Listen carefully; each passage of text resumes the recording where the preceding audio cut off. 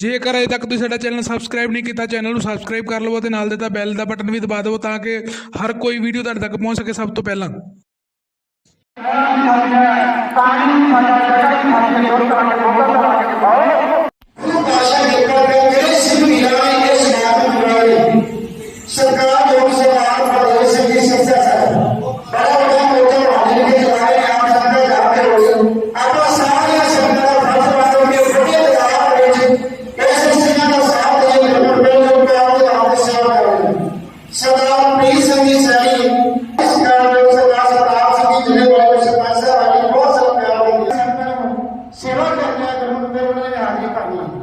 आप सारे संकल्प तय करने प्रभाव विद्यालय वाले जितने भी मेरे वीर ने जितने मेरे स्टूडेंट वीर के आए सारा बहुत प्रभाव इन्हें बीते प्रमाण करिए प्यार कर कस के बिठाओ आपको जी वाहेगुरु जी का खालसा वाहेगुरु जी की फतेह।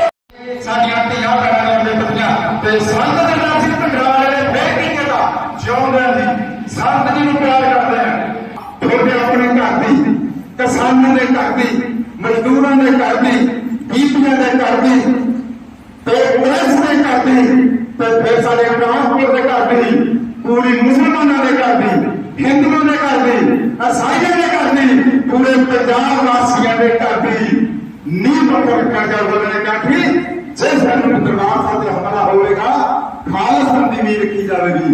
दीप सिंह ਨੂੰ ਕੀ ਕਿਹਾ ਉਹਨਾਂ ਨੇ ਵੀ ਸਟੇਟਮੈਂਟ ਦਿੱਤੀ ਹੈ ਗੁਰੂ ਨਾਨਕ ਪਾਤਸ਼ਾਹ ਨੇ ਵੀ ਸਟੇਟਮੈਂਟ ਦਿੱਤੀ ਹੈ ਉਹਨੇ ਕੀ ਕਿਹਾ ਗੁਰੂ ਨਾਨਕ ਪਾਤਸ਼ਾਹ ਨੇ ਸਟੇਟਮੈਂਟ ਕੀ ਦਿੱਤੀ ਬਾਬਰ ਪੰਜਾਬ ਹੈ ਸੋ ਭਾਈ ਦੀਪ ਸਾਰਾ ਇਕੱਠਾ ਕਰਦਾ ਸੰਸਾਰ ਨੂੰ ਚਲਾ ਗਿਆ ਅਸੀਂ ਇਕੱਠੇ ਵੀ ਹੋਏ ਉਹਦੇ ਜਾਣ ਤੋਂ ਬਾਅਦ ਇਕੱਠੇ ਹੋ ਜੀਏ। ਸੋ ਮੈਂ ਬਹੁਤਾ ਸਮਾਂ ਨਹੀਂ ਲੈਣਾ ਹੁਣ ਸਾਡੇ ਚ ਸਰਦਾਰ ਇਕਬਾਲ ਸਿੰਘ ਜੀ ਜੋਧਪੁਰੀ ਵੀ ਨੇ ਮੈਂ ਕਹਾਂਗਾ ਕਿ ਕੇਵਲ 5 ਮਿੰਟ क्योंकि विद्वान पहुंचे ने भाई हरमीत सिंह मकू जी भी पहुंच गए ने भाई हरमिंदर सिंह जी तलवाड़ा भी पहुंच गए ने बापू बलदेव सिंह जी सिरसा भी पहुंच गए ने साडे गुरप्रीत सिंह सैनी भी ने सबने अपना कीमती समा तुहानूं देना है पर मैं कहना भी समय के दायरे दे विच रह के मैं बेनती करांगा सरदार जी इकबाल सिंह जोधपुरी जिहड़ा शब्द है ना ये जोधपुर दे नहीं पर जिन्हां ने जोधपुर जेल कट्टी है उन्होंने नाम के पीछे तखलस लगा क्योंकि भाई इकबाल सिंह भी ये भी इन्होंने अपने कौमी फर्ज निभाए ने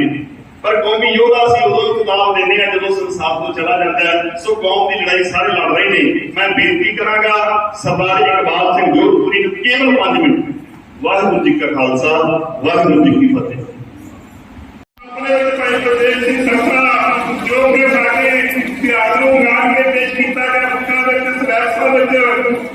मोर्चा ला के माली 2 महीनों तो बैठे हुए आप इस मालूम को मरो खबर बंद सारे आत्मा ने विकट करनी है ऊपर मोर्चा जिन्हें बदरारी ने गलियां मोर्चे इन्होंने बड़े को 4 लाख की प्लेट बम की खबर बंद विकट करके सारे विकास कर रहे हैं फिर भी कौन सी आपको आए मैं सारे संगठन दिया कहना फतेह करौड़ा वाहिगुरू जी का खालसा वाहिगुरू जी की फतेह। ਹੁਣ ਗੱਲ ਇੱਥੇ ਮੁੱਕ ਗਈ ਹੈ ਕਿ ਦੀਪ ਮੁੰਬਈ ਤੋਂ ਤੁਰ ਕੇ ਪੰਜਾਬ ਆਉਂਦਾ ਆ ਐਸ਼ੋ ਆਰਾਮ ਛੱਡ ਕੇ ਜਿਹਦੇ ਕੋਲ 20-25 ਕਰੋੜ ਦੀਆਂ ਗੱਡੀਆਂ ਨੇ ਸਾਰਾ ਕੁਝ ਛੱਡ ਕੇ ਪੰਜਾਬ ਮਿੱਟੀ ਦੇ ਮਿੱਟੀ ਹੁੰਦਾ ਹੈ ਛੱਪੂ ਮੋਰਚੇ ਆ ਕੇ ਉਹ ਇੱਕ ਮੋਰਚਾ ਲਾਦਾ ਸਾਰੀਆਂ ਕਿਸਾਨ ਜਥੇਬੰਦੀਆਂ ਤੋਂ ਲੱਗ ਕਿਉਂ ਕਿਸਾਨ ਜਥੇਬੰਦੀਆਂ ਕਹਿੰਦੀਆਂ ਸੀ 3 ਬਿੱਲ ਰੱਦ ਕਰਾਣੇ ਆ। ਦੀਪ ਗੱਲਾਂ ਕਹਿੰਦਾ ਸੀ ਸਿਰਫ ਬਿੱਲਾਂ ਦੀ ਗੱਲ ਨਹੀਂ ਹੈ ਅਸੀਂ ਆਪਣੀ ਹੋਂਦ ਬਚਾਣੀ ਹੈ ਗੱਲ ਉਹ ਫਸਲਾਂ ਦੀ ਨਹੀਂ ਹੈ ਨਸਲਾਂ ਦੀ ਹੈ ਤੇ ਇਹ ਗੱਲ ਜਾਂ ਤਾਂ ਉਸ ਹਿੰਦ ਸਮਝਦੇ ਨੇ ਜਿਹੜੇ ਲਹਿਰਾਂ ਦੇ ਵਿੱਚ ਰਹੇ ਨੇ ਜਿਹਨਾਂ ਨੇ ਲਹਿਰਾਂ ਦੇ ਵਿੱਚ ਰਹਿ ਕੇ ਸੰਘਰਸ਼ ਹਥਿਆਰਬੰਦ ਲੜੇ ਨੇ ਤੇ ਆਪ ਕੇਂਦਰ ਸਮਝਦੀ ਹੈ ਕਿ ਦੀਪ ਗੱਲ ਕੀ ਕਰਦਾ ਸੀ ਤੇ ਬਹੁਤ ਸੁਹਿਰਦ ਸਾਡੇ ਬੁੱਧੀਜੀਵੀ ਡਾਇਰੈਕਟ ਵੇ ਇਨਡਾਇਰੈਕਟ ਵੇ ਮੇਰੇ ਸਾਹਮਣੇ ਕਹਿ ਚੁੱਕੇ ਸੀ ਕਿ ਦੀਪ ਤੇਰੀ ਰਫ਼ਤਾਰ ਬਹੁਤ ਹੈ ਬੁੱਧ ਆਰਾਮ ਨਾਲ ਚੱਲ ਤੇ ਉਹ ਕਹਿੰਦਾ ਸੀ ਕੋਈ ਗੱਲ ਨਹੀਂ ਮੇਰੇ ਤੇ ਗੁਜ਼ਾਰਾ ਮੇਰਾ ਹੈ ਉਹ ਜਾਣਦਾ ਸੀ ਕਿ ਉਹ ਜਿਸ ਰਫਤਾਰ ਨਾਲ ਚੱਲ ਰਿਹਾ ਉਹਦਾ ਅੱਗੇ ਅੰਤ ਕੀ ਹੈ ਉਹਨੂੰ ਪਤਾ ਸੀ ਪਰ ਜੋ ਉਹ ਕਹਿੰਦਾ ਸੀ ਕਲਾ ਵਰਤ ਰਹੀ ਹੈ ਜਿੱਦਾਂ 26 ਨਵੰਬਰ ਨੂੰ ਬੈਰੀਕੇਡ ਤੋੜ ਕੇ ਅਸੀਂ ਦਿੱਲੀ ਦੀਆਂ ਬੁੱਧਾਂ ਤੇ ਜਾ ਕੇ ਬੈਠੇ ਸੀ ਉਧਰ ਤੋਂ ਕਲਾ ਵਰਤਣੀ ਸ਼ੁਰੂ ਹੋਈ ਸੀ ਤੇ ਅਜੇ ਤੱਕ ਉਹ ਕਲਾ ਵਰਤ ਰਹੀ ਹੈ। ਇਹ ਨਾ ਸੋਚੋ ਕਿ ਦੀਪ ਚਲਾ ਗਿਆ ਦੀਪ ਨੂੰ ਹਲਵਾ ਦੇਣ ਵਾਸਤੇ ਸਿਰਫ ਭੇਜਿਆ ਸੀ ਇਸ ਧਰਤੀ ਤੇ ਉਸ ਪਰਮਾਤਮਾ ਨੇ ਉਹ ਵੀ ਉਸ ਕਲਾ ਦਾ ਇੱਕ ਹਿੱਸਾ ਸੀ। शरीर पक्षों बेशक दीप साढ़े विच नहीं है पर उस सोच ना करे उसकी सोच से पैदा भी हो। अगर उसकी सोच को तुसी अपना के चलोगे तो ਤੁਹਾਡੇ ਸਾਰਿਆਂ ਦੇ ਅੰਦਰ ਉਹੀ ਦੀਪ ਸੰਦੀਪ ਸਿੰਘ ਦੀਪ ਸਿੱਧੂ ਜਾਗ ਜੂਗਾ ਤੇ ਜਿੱਦਣ ਉਹ ਹੋ ਗਿਆ ਕਿਹੜਾ ਸਰਕਾਰਾਂ ਨੂੰ ਆਪੇ ਮਾਰ ਪੈ ਜਾਣੀ ਹੈ ਕਿਉਂਕਿ ਸਰਕਾਰੀ ਤੋਂ ਲੈ ਕੇ ਅਗਰ ਅੱਜ ਤੱਕ ਦੀ ਗੱਲ ਕਰ ਲਈਏ ਨਾ ਤਾਂ ਖਦਾ ਖਾਨ ਦਾ ਸਿੱਖ ਕੌਮ ਦਾ ਕਾਰਨ ਸਿੱਧੇ ਸਿੱਖ ਰਿਹਾ 47 ਦੇ ਨਾਲ ਸੀ ਜਿਹੜੇ ਦਸਤਾਰਾਂ ਸਜਾਈਆਂ ਸੀ 84 ਵੇਲੇ ਵੀ ਸੱਤਾ ਦੇ ਨਾਲ ਆਪਣੇ ਗਰਦਾਰ ਸੀ ਜਿਹਨਾਂ ਨੇ ਚੋਲੇ ਪਾਏ ਸੀ ਤੇ 30 ਦੇ ਨਾਲ ਵੀ ਕੁਝ ਆਪਣੇ ਗਰਦਾਰ ਸੀ ਜਿਹੜਾ ਨੇ ਅੱਜ ਵੀ ਉਹਨਾਂ ਦੇ ਉੱਤੇ ਉਹਦੇ ਨਾਮ ਦੇ ਉੱਤੇ ਰੋਕਿਆ ਸਿੱਖ ਲਿਆ ਤੇ ਸਿੱਖ ਰਹੇ ਨੇ ਤੇ ਅੱਗੇ ਸਿੱਖਣ ਦੀਆਂ ਪਲੈਨਿੰਗਸ ਵੀ ਹੋਣਗੀਆਂ। ਅੱਜ ਸਮਾਂ ਉਹ ਆ ਗਿਆ ਹੈ ਤੁਸੀਂ ਅਗਰ ਸੋਚਦੇ ਹੋ ਆਮ ਆਦਮੀ ਪਾਰਟੀ ਦੀ ਸਰਕਾਰ ਆ ਗਈ ਹੈ ਤੇ ਪੰਜਾਬ ਦਾ ਬਹੁਤ ਮੈਂ ਕਹਿੰਦਾ ਕਿ ਉਸ ਸਮੇਂ ਤੇ ਆ ਕੇ ਅਸੀਂ ਖੜ ਗਏ ਹਾਂ ਜੇਕਰ ਅਸੀਂ ਆਪਣੇ ਨਿੱਜ ਤੇ ਆ ਕੇ ਸਿਰ ਨਾ ਜੋੜੇ ਥੋੜੀ ਦੇਰ ਪਹਿਲਾਂ ਵੀ ਕਮਰੇ 'ਚ ਅਸੀਂ ਗੱਲ ਕਰ ਰਹੇ ਸੀ ਸਾਰੇ ਆਗੂ ਸਿੰਘ ਸਾਹਿਬ ਬਾਕੀ ਸਾਰੇ ਜਿਹੜੇ ਬੈਠੇ ਹੋਏ ਸੀ ਅਸੀਂ ਇਹੀ ਗੱਲਾਂ ਕਰ ਰਹੇ ਸੀ ਕਿਉਂਕਿ ਬਜ਼ੁਰਗ ਨੇ ਸਾਡੇ ਨਾਲ ਬਹੁਤ ਘਾਲਣਾ ਕੀਤੀ ਹੈ ਬਹੁਤ ਸੰਘਰਸ਼ ਦੇਖੇ ਨੇ ਮੈਂ ਉਹੀ ਬੇਨਤੀ ਕਰ ਰਿਹਾ ਸੀ ਤੇ ਜਿੰਨੇ ਵੀ ਦੇਖ ਰਹੇ ਆ ਸਾਰੇ ਆਪਾਂ ਨੂੰ ਚਾਹੇ ਛੋਟੇ ਘੜੇ ਨੇ ਟਕਸਾਲਾਂ ਦੇ ਆਗੂ ਨੇ ਜਿੰਨੇ ਵੀ ਹੋਰ ਗਰੁੱਪ ਅਲੱਗ-ਅਲੱਗ ਬਣੇ ਹੋਏ ਨੇ ਜਿਹਨਾਂ ਦੇ ਨਾਲ ਜੇ ਤੁਹਾਨੂੰ ਲੱਗਦਾ ਨਾ ਕਿ 100 ਜਣਿਆਂ ਦੀ ਸੰਗਤ ਵੀ ਜੁੜੀ ਆ ਪਰ ਸਾਰਿਆਂ ਨੂੰ ਬੇਨਤੀ ਆ ਸਿਰ ਜੋੜ ਦੋ ਇਕੱਠੇ ਹੋ ਜਾਓ ਨਹੀਂ ਤਾਂ ਉਹ ਟਾਈਮ ਦੂਰ ਨਹੀਂ 84 ਤੋਂ ਬਾਅਦ ਜਿੱਦਾਂ ਖਾੜਕੂ ਸੰਘਰਸ਼ ਸ਼ੁਰੂ ਹੋਇਆ ਤੇ 90 ਤੋਂ ਬਾਅਦ ਜਿੱਦਾਂ ਬਿਲ ਤੇ ਗੁਜਰ ਨੇ ਘਰ ਚ ਹੋ ਕੇ ਨੌਜਵਾਨ ਮਾਰੇ ਤੇ ਖਾੜਕੂ ਸੰਘਰਸ਼ ਦਾ ਜਿਹਨੂੰ ਕਹਿੰਦੇ ਤਹਿਸ ਕਰਤਾ ਖੂਨ ਦੀਆਂ ਨਦੀਆਂ ਬਹਾ ਕੇ 25,000 ਲੱਖ ਲਾਸ਼ਾਂ ਦਾ ਵਾਰਿਸ ਨਹੀਂ ਉਸਨੇ ਕੌਮ ਕਰਤਾ। ਹੁਣ ਤੁਸੀਂ ਇਹ ਸੋਚ ਲਿਓ ਕਿ ਬਿਆਨ ਸਿੰਘ ਤੇ KPS ਜੇਲ੍ਹ ਵਾਲਾ ਸਮਾਂ ਬਹੁਤ ਛੇਤੀ ਮੋੜ ਆਉਣ ਵਾਲਾ ਹੈ ਜੇ ਤੁਸੀਂ ਸਿਰ ਨਹੀਂ ਜੋੜੋਗੇ। ਜੋ ਪਹਿਲਾਂ ਕਹਿੰਦੇ ਸੀ ਨਾ ਦੁੱਕੀ ਪਿੱਕੀ ਖਹਿ ਨਹੀਂ ਦੇਣੀ ਸਿਰ ਤੇ ਪਗੜੀ ਰਹਿਣ ਨਹੀਂ ਦੇਣੀ ਬਹੁਤ ਜਣਾਂ ਨੂੰ ਬੁਰੀਆਂ ਲੱਗਦੀਆਂ ਹੋਣੀਆਂ ਗੱਲਾਂ ਉਹ ਬੋਲਣ ਵਾਸਤੇ ਫਿਰ ਤੋਂ ਕੱਲ ਖੜੇ ਖੜੇ ਘਰ ਸਾਹਮਣੇ ਲੋਕ ਸ਼ੁਰੂ ਹੋ ਜਾਣਗੇ। ਹਿਮਾਚਲ 'ਚ ਜੋ ਹੋ ਰਿਹਾ ਹੈ ਉਹ ਸਿਰਫ ਹੋ ਨਹੀਂ ਰਿਹਾ ਉਹ ਕਰਵਾਇਆ ਜਾ ਰਿਹਾ ਹੈ ਇਸ ਨੌਜਵਾਨੀ ਨੂੰ ਉਕਸਾਉਣ ਵਾਸਤੇ ਕਿਉਂਕਿ ਹਿੰਦ ਹਕੂਮਤ ਜਾਣਦੀ ਹੈ ਕਿ 35 ਸਾਲ ਹੋ ਗਏ ਨੇ 84 ਵਾਪਰੀ ਨੂੰ ਤੇ 35 ਸਾਲਾਂ ਦੇ ਵਿੱਚ ਨੌਜਵਾਨੀ ਦੀ ਇੱਕ ਨਵੀਂ ਫਸਲ ਸਿੱਖ ਕੌਮ ਤਿਆਰ ਕਰੀ ਬੈਠੀ ਹੈ ਤੇ ਉਹ ਨੌਜਵਾਨ ਸਿਰ ਝੁਕਣ ਲੱਗ ਪਏ ਨੇ। अब पिछले युगराज बैठे जो झंडा चढ़ाया सी तो असं कहते हैं कि मुंडा को असं अज गुरसिख सज के बैठे इस नौजवानी को डरते ने हो गल ये नहीं कौन अमरधारी है गल ये नहीं किसने चोला पाया है गल ये ताड़ी रूह ने इस गुरु के दर्शन किए ने नहीं किए ताड़ी रूह उस गुरु को समर्पित नहीं उस गुरु की चलो उस गुरु का हुक्म होया तुसी आप ਉਹਦੇ ਰੂਪ 'ਚ ਆ ਗਏ ਉਹਨੇ ਤੁਹਾਡੀ ਸੇਵਾ ਲਾਈ ਹੈ ਤੁਸੀਂ ਉਹ ਸੇਵਾ ਨਿਭਾਣੀ ਹੈ ਕਿਸੇ ਵੀ ਰੂਪ 'ਚ ਨਿਭਾਉਂਦੇ ਰਹੋ। ਦੀਪ ਨੇ ਵੀ ਸੇਵਾ ਨਿਭਾਈ ਸੀ ਉਹ ਵੀ ਅੰਮ੍ਰਿਤ ਛਕਣ ਵਾਲਾ ਸੀ। ਮੈਂ ਬੇਨਤੀ ਕਰਦਾ ਹਾਂ ਸਿਰ ਜੋੜੋ ਹੱਥ ਤੁਹਾਡੀਆਂ ਪੱਗਾਂ ਤੇ ਨਹੀਂ ਆਣਗੇ ਤੁਹਾਡੀਆਂ ਚੁੰਨੀਆਂ ਤੇ ਨਹੀਂ ਆਣਗੇ ਤਾਂ ਇਹ ਅਸਲ 'ਚ ਨਹੀਂ ਡਰਾ ਰਿਹਾ ਇਹ ਸਮਾਂ ਨਜ਼ਰ ਆ ਰਿਹਾ ਹੈ ਤੇ ਜਿੰਨੇ ਆਪ ਨੂੰ ਇਸ ਵੇਲੇ ਦੇਖ ਰਹੇ ਵੀ ਬਹੁਤਾਤ ਆਗੂ ਅੱਜ ਵੀ ਮੈਂ ਕਹਿਣਾ ਹੈ ਚਾਹੇ ਆਪਣੇ ਆਪ ਨੂੰ ਅਕਾਲੀ ਕਹਿੰਦੇ ਹੋਣ ਕਾਂਗਰਸੀ ਕਹਿੰਦੇ ਹੋਣ ਭਾਜਪਾ ਤੇ ਝਾੜੂ ਦਾ ਉਮੀਦਾਂ ਹੀ ਛੱਡ ਦਿਓ ਸਾਡੀਆਂ ਧਾਰਮਿਕ ਜਥੇਬੰਦੀਆਂ ਨੇ ਆਗੂ 100 ਦੇ ਵਿੱਚੋਂ ਸਿਰਫ 5 ਹੋਣਗੇ ਜਿਹੜੇ ਸੁਹਿਰਦ ਨੇ ਜਿਹੜੇ ਇਸ ਕੌਮ ਵਾਸਤੇ ਤੁਹਾਡੇ ਵਾਸਤੇ ਜਾਨ ਦੇ ਸਕਦੇ ਨੇ ਜਾਨ ਲੈ ਸਕਦੇ ਨੇ ਤੇ 95% ਉਹ ਹੋ ਗਏ ਨੇ ਜਿਹੜੇ ਤਲਵੇ ਛੱਡ ਹੋ ਗਏ ਨੇ ਬਕਾਊ ਹੋ ਗਏ। ਦੀਪ ਤਾਂ ਹੀ ਕਹਿੰਦਾ ਅਸੀਂ ਇਹਨਾਂ ਨੇ 73 ਸਾਲਾਂ ਦੇ ਵਿੱਚ ਤੁਹਾਡੀ ਸੋਚ ਗੁਲਾਮ ਕਰਕੇ ਤੁਹਾਨੂੰ ਲੱਗਦਾ ਹੈ ਤੁਸੀਂ ਆਜ਼ਾਦ ਮੁਲਕ 'ਚ ਰਹਿੰਦੇ ਹੋ ਪਰ ਤੁਸੀਂ ਗੁਲਾਮੀ ਦੀ ਉਹ ਡੂੰਘੀ ਖਾਈ 'ਚ ਡੁੱਬ ਚੁੱਕੇ ਹੋ ਜਿੱਥੋਂ ਨਿਕਲਣਾ ਔਖਾ ਹੈ। ਹੁਣ ਦੱਸੋ ਨਾ ਪੰਜਾਬ ਦੇ ਵਿੱਚ ਘੁੰਮੋਗੇ ਤੁਸੀਂ ਝੰਡੇ ਲੈ ਕੇ ਨਿਸ਼ਾਨ ਸਾਹਿਬ ਲੈ ਕੇ ਕਹੋ ਕਿ ਹਿਮਾਚਲ ਦੇ ਵਿੱਚ ਬੈਨ ਕੀਤਾ ਸਾਰੀ ਦੁਨੀਆ 'ਚ ਜਿੱਥੇ ਗੁਰੂ ਮਹਾਰਾਜ ਜਿੱਥੇ ਧਰਤੀ ਗੁਰੂ ਗ੍ਰੰਥ ਸਾਹਿਬ ਜੀ ਦਾ ਪ੍ਰਕਾਸ਼ ਹੈ ਉੱਥੇ ਨਿਸ਼ਾਨ ਸਾਹਿਬ ਝੂਲਦੇ ਨੇ ਬੰਦ ਕਰਕੇ ਦਿਖਾਓ ਉੱਥੇ ਜਿੱਥੇ ਵੀ ਰਾਸੀਆਂ ਦੀ ਐਸੇ ਨਿਸ਼ਾਨ ਸਾਹਿਬ ਦੇ ਥੱਲੇ ਉੱਥੇ ਲੰਗਰ ਪਹੁੰਚਦਾ ਹੈ ਮੈਡੀਕਲ ਫੈਸਿਲਿਟੀਜ਼ ਪਹੁੰਚਦੀਆਂ ਲੋਕੋ ਨਾ ਉੱਥੇ ਦਾ ਕਹਿੰਦੇ ਨੇ ਕਿ ਸਿੱਖ ਬੜੇ ਮਹਾਨ ਨੇ ਸਿੱਖ ਯੋਧੇ ਨੇ ਦੁਨੀਆ ਵਿੱਚ ਲੰਗਰ ਲਾਉਣ ਵਾਸਤੇ ਸਿੱਖ ਨੇ ਤੇ ਫਿਰ ਇਹੀ ਖਾ ਕੇ ਕਹਿਣਗੇ ਕਿ ਹਾਂ ਤੁਸੀਂ ਲੰਗਰ ਲਾਏ ਸੀ ਆਓ ਤੁਸੀਂ ਹੀ ਜੁੱਤੀਆਂ ਪਾਓ ਰਾਜ ਨਹੀਂ ਲਗਾਉਣ ਦੇਣਾ। ਇਹ ਦਸਤਾਰ ਵਾਲੇ ਸਿੰਘ ਕੁਰਬਾਨੀਆਂ ਦੇਣ ਵਾਸਤੇ ਸਰਹੱਦਾਂ ਤੇ ਮਰ ਜਾਣ ਇਸ ਮੁਲਕ ਵਾਸਤੇ ਮਰ ਜਾਣ ਕਿਸੇ ਮੰਤਰੀ ਸੰਤਰੀ ਵਾਸਤੇ ਮਰ ਜਾਣ ਸ਼ਹੀਦ ਕਹਾਂਗੇ ਜਿੱਦਣ ਇਹ ਸਿੰਘ ਆਪਣਾ ਹੱਕ ਮੰਗ ਲੈ ਆਪਣਾ ਹੱਕ ਵਾਸਤੇ ਲੜ ਲੱਪਣ ਉਹ ਅੱਤਵਾਦੀ ਵਕਤਵਾਦੀ ਕਹਾਂਗੇ। ਅੱਜ 4-5 ਦਿਨ ਪਹਿਲਾਂ ਸਾਰਿਆਂ ਨੇ ਭਗਤ ਸਿੰਘ ਦੇ ਬੜੇ ਸ਼ੋਲੇ ਗਾਏ ਭਗਵੰਤ ਮਾਨ ਨੇ ਵੀ ਗਾਏ ਜਾ ਕੇ ਸ਼ਰਧਾਂਜਲੀਆਂ ਦਿੱਤੀਆਂ ਵੱਡੇ ਵੱਡੇ ਸਮਾਗਮ ਦਿੱਤੇ। ਮੈਂ ਇੱਕ ਚੀਜ਼ ਤੁਹਾਨੂੰ ਪੁੱਛਦਾ ਭਗਤ ਸਿੰਘ ਰਾਜਗੁਰੂ ਸੁਖਦੇਵ ਚਾਰਾਂ ਨੂੰ ਤਿੰਨਾਂ ਨੂੰ ਫਾਂਸੀ ਹੁੰਦੀ ਹੈ ਅੱਜ ਇਹ ਸ਼ਰਧਾਂਜਲੀਆਂ ਮਨਾਉਂਦੇ ਪਏ ਨੇ ਉਹਨੂੰ ਸ਼ਹੀਦ ਕੌਮ ਦਾ ਦੱਸਦੇ ਪਏ ਨੇ ਦੇਸ਼ ਦੇ ਕੁਰਬਾਨ ਹੋਣ ਵਾਲਾ ਦੱਸਦੇ ਪਏ ਨੇ ਕਦੀ ਪੁੱਛਿਓ ਕਿ ਸਰਕਾਰੀ ਦਸਤਾਵੇਜ਼ਾਂ ਦੇ ਵਿੱਚ ਇਹ ਸ਼ਹੀਦ ਹੈ ਨੇ? ਨਹੀਂ, ਅੱਜ ਤੱਕ ਉਹ ਸਰਕਾਰੀ ਦਸਤਾਵੇਜ਼ਾਂ ਦੇ ਵਿੱਚ ਦਹਿਸ਼ਤਗਰਦ ਨੇ, ਅੱਤਵਾਦੀ ਨੇ। ਜਦ ਇਹਨਾਂ ਨੇ ਜਿਹੜਾ ਦੇਸ਼ ਆਜ਼ਾਦ ਕਰਾ ਕੇ ਦਿੱਤਾ, ਉਹਨਾਂ ਨੂੰ ਅੱਜ ਤੱਕ ਇਹਨਾਂ ਨੇ ਸਰਕਾਰੀ ਦਸਤਾਵੇਜ਼ਾਂ ਤੇ ਸ਼ਹੀਦ ਦਾ ਦਰਜਾ ਦਿੱਤਾ, ਤੇ ਤੁਹਾਨੂੰ ਕੀ ਲੱਗਦਾ ਕਿ ਸਾਡੀ ਤੁਹਾਡੀ ਕੌਮ? ਪਰ ਉਹ ਕਰਦੇ ਨੇ ਇਸ ਗੁਰੂ ਦੀ ਸ਼ਕਤੀ ਤੋਂ, ਕਿ ਇਸ ਗੁਰੂ ਦੇ ਭਾਣੇ ਦੇ ਵਿੱਚ ਜਿਹੜਾ ਸਿੱਖ ਤਿਆਰ ਹੋ ਕੇ ਆਉਂਦਾ ਹੈ, ਪਤਾ ਨਹੀਂ ਉਹਦੇ ਅੰਦਰ ਕਿਹੜਾ ਜੋਸ਼ ਆਉਂਦਾ ਹੈ, ਤੇ ਕੋਈ ਨਾ ਕੋਈ ਆਗੂ 10-15 ਸਾਲਾਂ ਬਾਅਦ ਇਸ ਕੌਮ ਨੂੰ ਲੱਭ ਜਾਂਦਾ ਹੈ। ਪਰ ਅਸੀਂ ਆਪਣੀ ਬੇਇੱਜ਼ਤੀ ਕਰਕੇ ਹਮੇਸ਼ਾ ਆਗੂ ਗਵਾਏ ਆ, ਕਿਉਂਕਿ ਸਾਨੂੰ ਇਹ ਲੱਗਦਾ ਆ ਕਿ ਸਾਨੂੰ ਹਮੇਸ਼ਾ ਕਿ ਕੋਈ ਨਾ ਕੋਈ ਚਾਹੀਦਾ ਆ ਜਿਹਦੇ ਪਿੱਛੇ ਅਸੀਂ ਤੁਰੀਏ। ਅਸੀਂ ਇਹ ਨਹੀਂ ਦੇਖਦੇ ਕਿ ਉਹ ਆਗੂ ਕਿਸ ਤਰ੍ਹਾਂ ਪ੍ਰੋਜੈਕਟ ਕੀਤਾ ਹੋਇਆ ਆ, ਕਿੱਥੋਂ ਆਇਆ ਆ, ਕੀ ਕਰ ਰਿਹਾ ਆ। ਸਾਡੀ ਨੌਜਵਾਨੀ ਦੀ એનર્ਜੀ ਇੱਕ ਪਾਸੇ ਲਿਜਾ ਕੇ ਖਤਮ ਖਾਤੇ ਪਾ ਦਿੰਦੇ ਨੇ। ਬਰਗਾੜੀ ਮੋਰਚਾ ਲੱਗਿਆ, ਸਾਰੀ ਕੌਮ ਬਚਾਣੀ ਸ਼ੁਰੂ ਹੋਈ ਉੱਥੇ। ਕਿੰਨੀ ਉਮੀਦ ਸੀ ਕੌਮ ਨੂੰ ਕਿ ਦਾ ਇਨਸਾਫ ਹੋਊਗਾ। ਕਾਂਗਰਸ ਦੇ 2 ਦਲਾਲ ਆਉਂਦੇ ਨੇ, ਨਹੀਂ ਕਰਕੇ ਚਲੇ ਜਾਂਦੇ ਨੇ, ਚਾਹੇ ਉੱਥੇ ਮੰਡ ਬੈਠੇ ਚਾਹੇ ਦਾਦੂਗੜ ਬੈਠੇ। ਮਤਲਬ ਉੱਥੇ ਨੌਜਵਾਨਾਂ ਨੂੰ ਰੋਟੀ ਤਾਹਾ ਮਾਰ ਕੇ ਹੁੰਦੇ ਹੋਏ ਦੇਖਿਆ ਹੈ ਜਦੋਂ ਉੱਥੋਂ ਮੋਰਚਾ ਚੁੱਕਿਆ ਗਿਆ। ਵੀ ਨਹੀਂ ਚੱਕਣਾ ਚਾਹੀਦਾ ਸੀ, ਉਹ ਮੋਰਚਾ ਨਹੀਂ ਚੱਕਿਆ ਗਿਆ। ਉਹ ਕੌਮ ਦੀ ਨੌਜਵਾਨੀ ਦੇ ਦਿਲ ਨੂੰ ਢਾਹ ਲਈ ਸੀ, ਉਹਨਾਂ ਦੇ ਹੌਸਲੇ ਨੂੰ ਢਾਹ ਲਈ ਸੀ ਵੀ ਆਗੂ ਆ ਹੁੰਦੇ ਨੇ, ਲੱਗੇ ਹੋ ਕੇ ਰੱਖੋ। ਇਸ ਮਾਨਸਿਕਤਾ ਨੂੰ ਸਮਝੋ। ਸਾਡੀ ਨੌਜਵਾਨੀ ਦਾ ਮਾਨਸਿਕ ਧਿਆਨ ਕਰਨ ਵਾਸਤੇ ਅਜਿਹੇ ਮੋਰਚੇ ਲੱਗਦੇ ਵੀ ਨੇ ਤੇ ਢਹਿੰਦੇ ਵੀ ਨੇ। ਬਹੁਤ ਘੱਟ ਆਗੂ ਨੇ ਜਿਹੜੇ ਸੱਚਾਈ ਦੇ ਨਾਲ ਮੋਰਚਾ ਲਾਣਗੇ ਤੇ ਉਸ ਮੋਰਚੇ ਨੂੰ ਚੜ੍ਹਦੀ ਕਲਾ ਵਿੱਚ ਲੈ ਕੇ ਜਾਣਗੇ ਤੇ ਮੋਰਚੇ ਫਤਿਹ ਹੋਣਗੇ। ਹਾਲ ਹੀ ਦੇ ਵਿੱਚ ਹਿਮਾਚਲ ਜੀ ਤੋਂ ਪਹਿਲੇ ਦਿਨ ਬੈਨ ਕੀਤਾ ਤਾਂ ਬਾਬਾ ਬਖਸ਼ੀਸ਼ ਸਿੰਘ ਨੇ ਹਿਮਾਚਲ ਹਾਈਵੇ ਰੋਕਤਾ। ਮੋਰਚਾ ਲੱਗਿਆ 3 ਘੰਟੇ ਦੇ ਵਿੱਚ। ਐਸਐਸਪੀ ਹਿਮਾਚਲ ਉਹਨਾਂ ਦੇ ਨਾਲ ਗੱਲ ਕੀਤੀ ਹੈ। ਇੱਥੇ ਡੀਐਸਪੀ ਮੌਕੇ ਤੇ ਪਹੁੰਚੇ ਨੇ, ਪਹੁੰਚ ਕੇ 3 ਘੰਟੇ ਦਾ ਰਿਟਨ ਚ ਦਿੱਤਾ ਹੀ। ਕੋਈ ਫੋਟੋ ਦੀਪ ਸਿੱਧੂ ਦੀ ਹੋਵੇ, ਸਰਕਾਰੀ ਹੋਵੇ, ਸਾਡਾ ਨਿਸ਼ਾਨ ਸਾਹਿਬ ਹੋਵੇ, ਨਹੀਂ ਰੱਖਿਆ ਜਾਊਗਾ। ਨੌਜਵਾਨ ਜਾਣਗੇ ਰਿਟਨ ਦੇ ਲਿਖ ਕੇ 3 ਘੰਟੇ ਦੇ ਮੋਰਚਾ ਫਤਿਹ ਹੋ ਗਿਆ। ਜੇ ਉੱਥੇ ਬੈਠ ਕੇ ਅਸੀਂ ਮਤਲਬ ਦੇਖਦੇ ਰਹਿੰਦੇ ਕਿ ਆਗੂ ਕਿੰਨੇ ਕੀ ਪਹੁੰਚ ਰਹੇ ਨੇ, ਕਿੰਨੀਆਂ ਜਥੇਬੰਦੀਆਂ ਆ ਰਹੀਆਂ ਨੇ, ਤੇ ਹੁਣ ਸ਼ਾਇਦ 2-4 ਵਾਲਾ ਬਾਹਰ ਵੀ ਕਰ ਦਿੱਤੀ ਉਹਨੇ ਮੋਰਚਾ ਲਾਇਆ, ਇਹਨਾਂ ਟੈਂਟ ਹੋਰ ਲਾ ਰਹੇ, ਇਹਨਾਂ ਸਾਜੋ ਸਮਾਨ ਲਾ ਰਹੇ, ਸਾਨੂੰ ਹੁਣ ਫੰਡ ਚਾਹੀਦੇ ਨੇ, ਫਿਰ ਇਸ ਸਵਾਲ ਪੁੱਛ ਜਿੱਤ ਲਓਗੇ। ਜੇ ਤੁਸੀਂ ਅੱਖਾਂ ਹੀ ਬਾਹਰ ਰੱਖੀਆਂ ਐਨਆਰਆਈ ਵਿਚਾਰੇ ਬਾਹਰ ਬੈਠੇ ਦੋਨਾਂ ਹੱਥਾਂ ਨਾਲ ਉਠਾਉਂਦੇ ਨੇ। ਹੁਣ ਇਹ ਲੱਗਦਾ ਮੇਰਾ ਪੰਜਾਬ ਮੇਰਾ ਟੱਬਰ ਆ, ਕੋਈ ਨਹੀਂ ਦੇਖਦੇ ਜਾਤ ਕਿਹੜੀ ਆ, ਲੋੜ ਕਿਹਨੂੰ ਆ, ਗਰੀਬ ਕੌਣ ਆ, ਅਮੀਰ ਕੌਣ ਆ। ਉਹ ਕਹਿੰਦੇ ਸਿੱਖ ਆ, ਲੋੜ ਆ, ਪੰਜਾਬੀ ਆ, ਹਿੰਦੂ ਆ, ਮੁਸਲਮਾਨ ਆ, ਸਿੱਖ ਆ, ਈਸਾਈ ਆ, ਕੋਈ ਵੀ ਹੈ, ਪੰਜਾਬੀ ਆ, ਪੰਜਾਬ ਦਾ ਲੋੜ ਦੇ ਦੋ।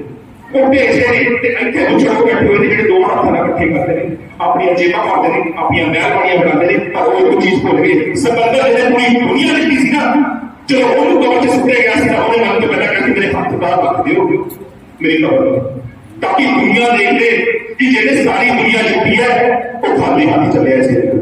ਪਰ ਅੱਜ ਵੀ ਬੜਿਆ ਮੇਰੀ ਗੱਲ ਨਹੀਂ ਹੈ ਕਿ ਅਸੀਂ ਲੋਕ ਇਕੱਠੇ ਕਰਕੇ ਪ੍ਰਾਪਰਟੀਆਂ ਬਣਾਦਾ, ਇਹ ਕੰਮ ਸਾਡੇ ਨਿਆਣੇ ਸੁੱਖ ਮੰਨਣਗੇ, ਉਹਨਾਂ ਦੇ ਨਿਆਣੇ ਸੁੱਖ ਮੰਨਣਗੇ, ਪਰ ਤੁਸੀਂ ਖਾਲੀ ਹੱਥ ਚੱਲਣਾ। ਤੇ ਇਹ ਰਾਮ ਦੀ ਕਮਾਈ ਕਦੇ ਫਲਦੀ ਨਹੀਂ ਹੁੰਦੀ, ਥੋੜੇ ਦਿਨਾਂ ਵਾਸਤੇ ਚੰਗੀ ਲੱਗਦੀ ਹੈ। ਗੁਰੂ ਹਜ਼ੂਰ ਵਿੱਚ ਖੜ ਕੇ ਕਹਿ ਰਿਹਾ ਐਗਜ਼ਾਮਪਲ ਮੈਂ ਸਾਹਮਣੇ ਦੇਖੀਆਂ ਨੇ। ਟੱਬਰ ਚ ਪਾਣੀਆਂ ਹੋਣ, ਘਰ ਚ ਬਿਮਾਰੀਆਂ ਹੋਣ, ਖੜੇ ਚੀਜ਼ਾਂ ਪੁੱਜੜ ਜਾਣ, ਬਾਅਦ ਸੋਚੂਗੇ ਕਿ ਹੋਇਆ ਕੀ ਸੀ। ਫਿਰ ਧਿਆਨ ਨਾਲ ਬੈਠ ਕੇ ਚਿੰਤਨ ਕਰਨ ਉਹ ਲੋਕ ਜਿਹੜੇ ਨੇ ਖਰਾਬ ਦੀਆਂ ਕਮਾਈਆਂ ਕੀਤੀਆਂ ਹੋਣਗੀਆਂ, ਜਿਹੜੇ ਧੋਖੇ ਧੜੀਆਂ ਕੀਤੀਆਂ ਹੋਣਗੀਆਂ ਕਿ ਮੈਂ ਕਿੰਨਾ ਕਮਾਇਆ ਸੀ, ਮੇਰਾ ਕਿੰਨਾ ਲੱਗਿਆ। ਤੇ ਹੋ ਸਕਦਾ ਤੁਹਾਡੇ ਕੋਲ ਪੈਸਾ ਬਹੁਤ ਹੋਵੇ ਪਰ ਇੱਜ਼ਤ ਤੁਹਾਡੀ ਆਈ ਹੋ ਜੂਗੀ। ਤੁਸੀਂ 4 ਬੰਦਿਆਂ ਚ ਖੜ ਕੇ ਗੱਲ ਕਰਨ ਜੋਗੇ ਨਹੀਂ ਰਹੋਗੇ, ਅੱਖਾਂ ਮਿਲਾ ਕੇ ਗੱਲ ਕਰਨ ਜੋਗੇ ਨਹੀਂ ਰਹੋਗੇ। ਪੈਸਾ ਹੈਗਾ ਆ, ਪੈਸਾ ਚੱਕੋਗੇ ਜਾਂ ਤੁਹਾਡੀ ਇੱਜ਼ਤ ਨਹੀਂ ਹੈਗੀ। ਅੰਤ ਦੇ ਵਿੱਚ ਮੈਂ ਇੱਕੋ ਹੀ ਗੱਲ ਕਹਾਂਗਾ, ਦੀਪ ਸਿੱਧੂ ਸਰੀਰਕ ਤੌਰ ਤੇ ਸਾਡੇ ਵਿੱਚ ਬੇਸ਼ੱਕ ਨਹੀਂ ਹੈ, ਧਿਆਨ ਦੇਣਾ ਸਰੀਰਕ ਤੌਰ ਤੇ ਨਹੀਂ ਹੈ, ਉਹ ਰੋਜ਼ ਪਰਮਾਤਮਾ ਦਾ ਇੱਕ ਵਰਤਾਰਾ ਸੀ ਜਿਹੜਾ ਤੁਹਾਨੂੰ ਘਰੂਣਾ ਦੇਣ ਆਇਆ ਸੀ। ਜਗਾ ਗਿਆ ਹੈ ਸੁੱਤੀਆਂ ਜ਼ਮੀਰਾਂ, ਖੜਾ ਕਰ ਗਿਆ ਹੈ ਕਿ ਸਾਡੇ ਹੱਕ ਇਹ ਨੇ, ਮੰਗ ਲਓ, ਕਿਉਂਕਿ ਤੁਸੀਂ ਭੁੱਲੇ ਬੈਠੇ ਸੀ, ਤੁਸੀਂ ਭਿਖਾਰੀ ਬਣ ਰਹੇ ਸੀ ਆਟਾ ਦਾਲ ਸਕੀਮਾਂ ਦੇ ਉੱਤੇ, ਫ੍ਰੀ ਚਾਹ ਦੀ ਘੇਰੇ ਉੱਤੇ। ਸਿੱਖ ਕੌਮ ਨੇ ਕਦੇ ਕਿਸੇ ਸਾਹਮਣੇ ਹੱਥ ਨਹੀਂ ਅੱਡਿਆ, ਸਾਡੇ ਹੱਥ ਅੱਡੇ ਰਹੇ ਨੇ। ਇਸ ਲਈ ਬੇਨਤੀ ਹੈ ਫਿਰ ਤੋਂ ਹੱਥ ਇੱਧਰੋਂ ਉੱਠਾ ਕਰਕੇ ਦੇਣ ਦੀ ਕੋਸ਼ਿਸ਼ ਕਰੋ, ਆਪਣੇ ਹੱਕ ਮੰਗਣ ਦੀ ਕੋਸ਼ਿਸ਼ ਕਰੋ। ਜਿੰਨੀਆਂ ਜਥੇਬੰਦੀਆਂ ਨੇ ਇੱਥੇ ਵੀ ਜਿੰਨੇ ਬੈਠੇ ਨੇ, ਬੇਨਤੀ ਹੈ ਸਾਰਿਆਂ ਨੂੰ, ਸਿਰ ਜੋੜ ਕੇ ਚੱਲਣ ਦੀ ਕੋਸ਼ਿਸ਼ ਕਰੋ। ਆਪਣੇ ਬੱਚਿਆਂ ਨੂੰ ਸਿੱਖ ਇਤਿਹਾਸ ਦੱਸੋ, ਉਹ ਕਿਹਨਾਂ ਦੇ ਵਾਰਸ ਨੇ ਦੱਸੋ। ਦੀਪ ਦੀ ਮੌਤ ਦੇ ਨਾਲ ਹੋਇਆ, ਉਹਦੀ ਸੋਚ ਨੂੰ ਹੱਥ ਨਾਲ ਦਬਾ ਕੇ ਉੱਤੇ ਪੈਰਾ ਦਿਓ। ਤੇ ਅੰਤ ਦੇ ਵਿੱਚ ਕਹਾਂਗਾ ਕਿ ਜਿਹੜੇ ਵੀ ਦੀਪ ਦੇ ਜਾਣ ਤੋਂ ਬਾਅਦ ਉਸਦੇ ਖੂਨ ਤੇ ਰੋਟੀਆਂ ਸੇਕਣ ਦੀ ਸੋਚ ਰਹੇ ਨੇ, मैं बेनती करता है कि उन्होंने मैं पहला भी कहा बख्शांगा नहीं कदे इसे प्लेटफॉर्म तो गुरबाणी अखंड बाणी चैनल ते एक एक करके सबको बेनकाब किया जाएगा। मेरे तो कोई गलती हुई हुए मौका ना जी। वाहेगुरू जी का खालसा वाहेगुरू जी की फतेह।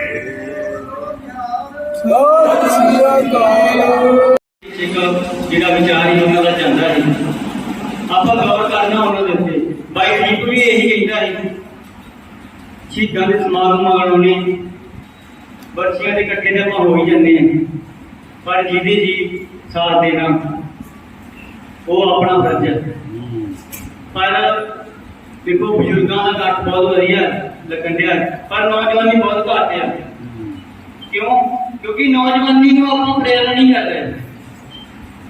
ਜੇ ਆਪਾਂ ਚਾਹੁੰਦੇ ਹਾਂ ਨਾ ਉਸ ਟਾਈਮ ਤੇ ਮਹਾਰਾਜਾ ਰਣਜੀਤ ਸਿੰਘ ਦਾ ਰਾਜ ਸੀ,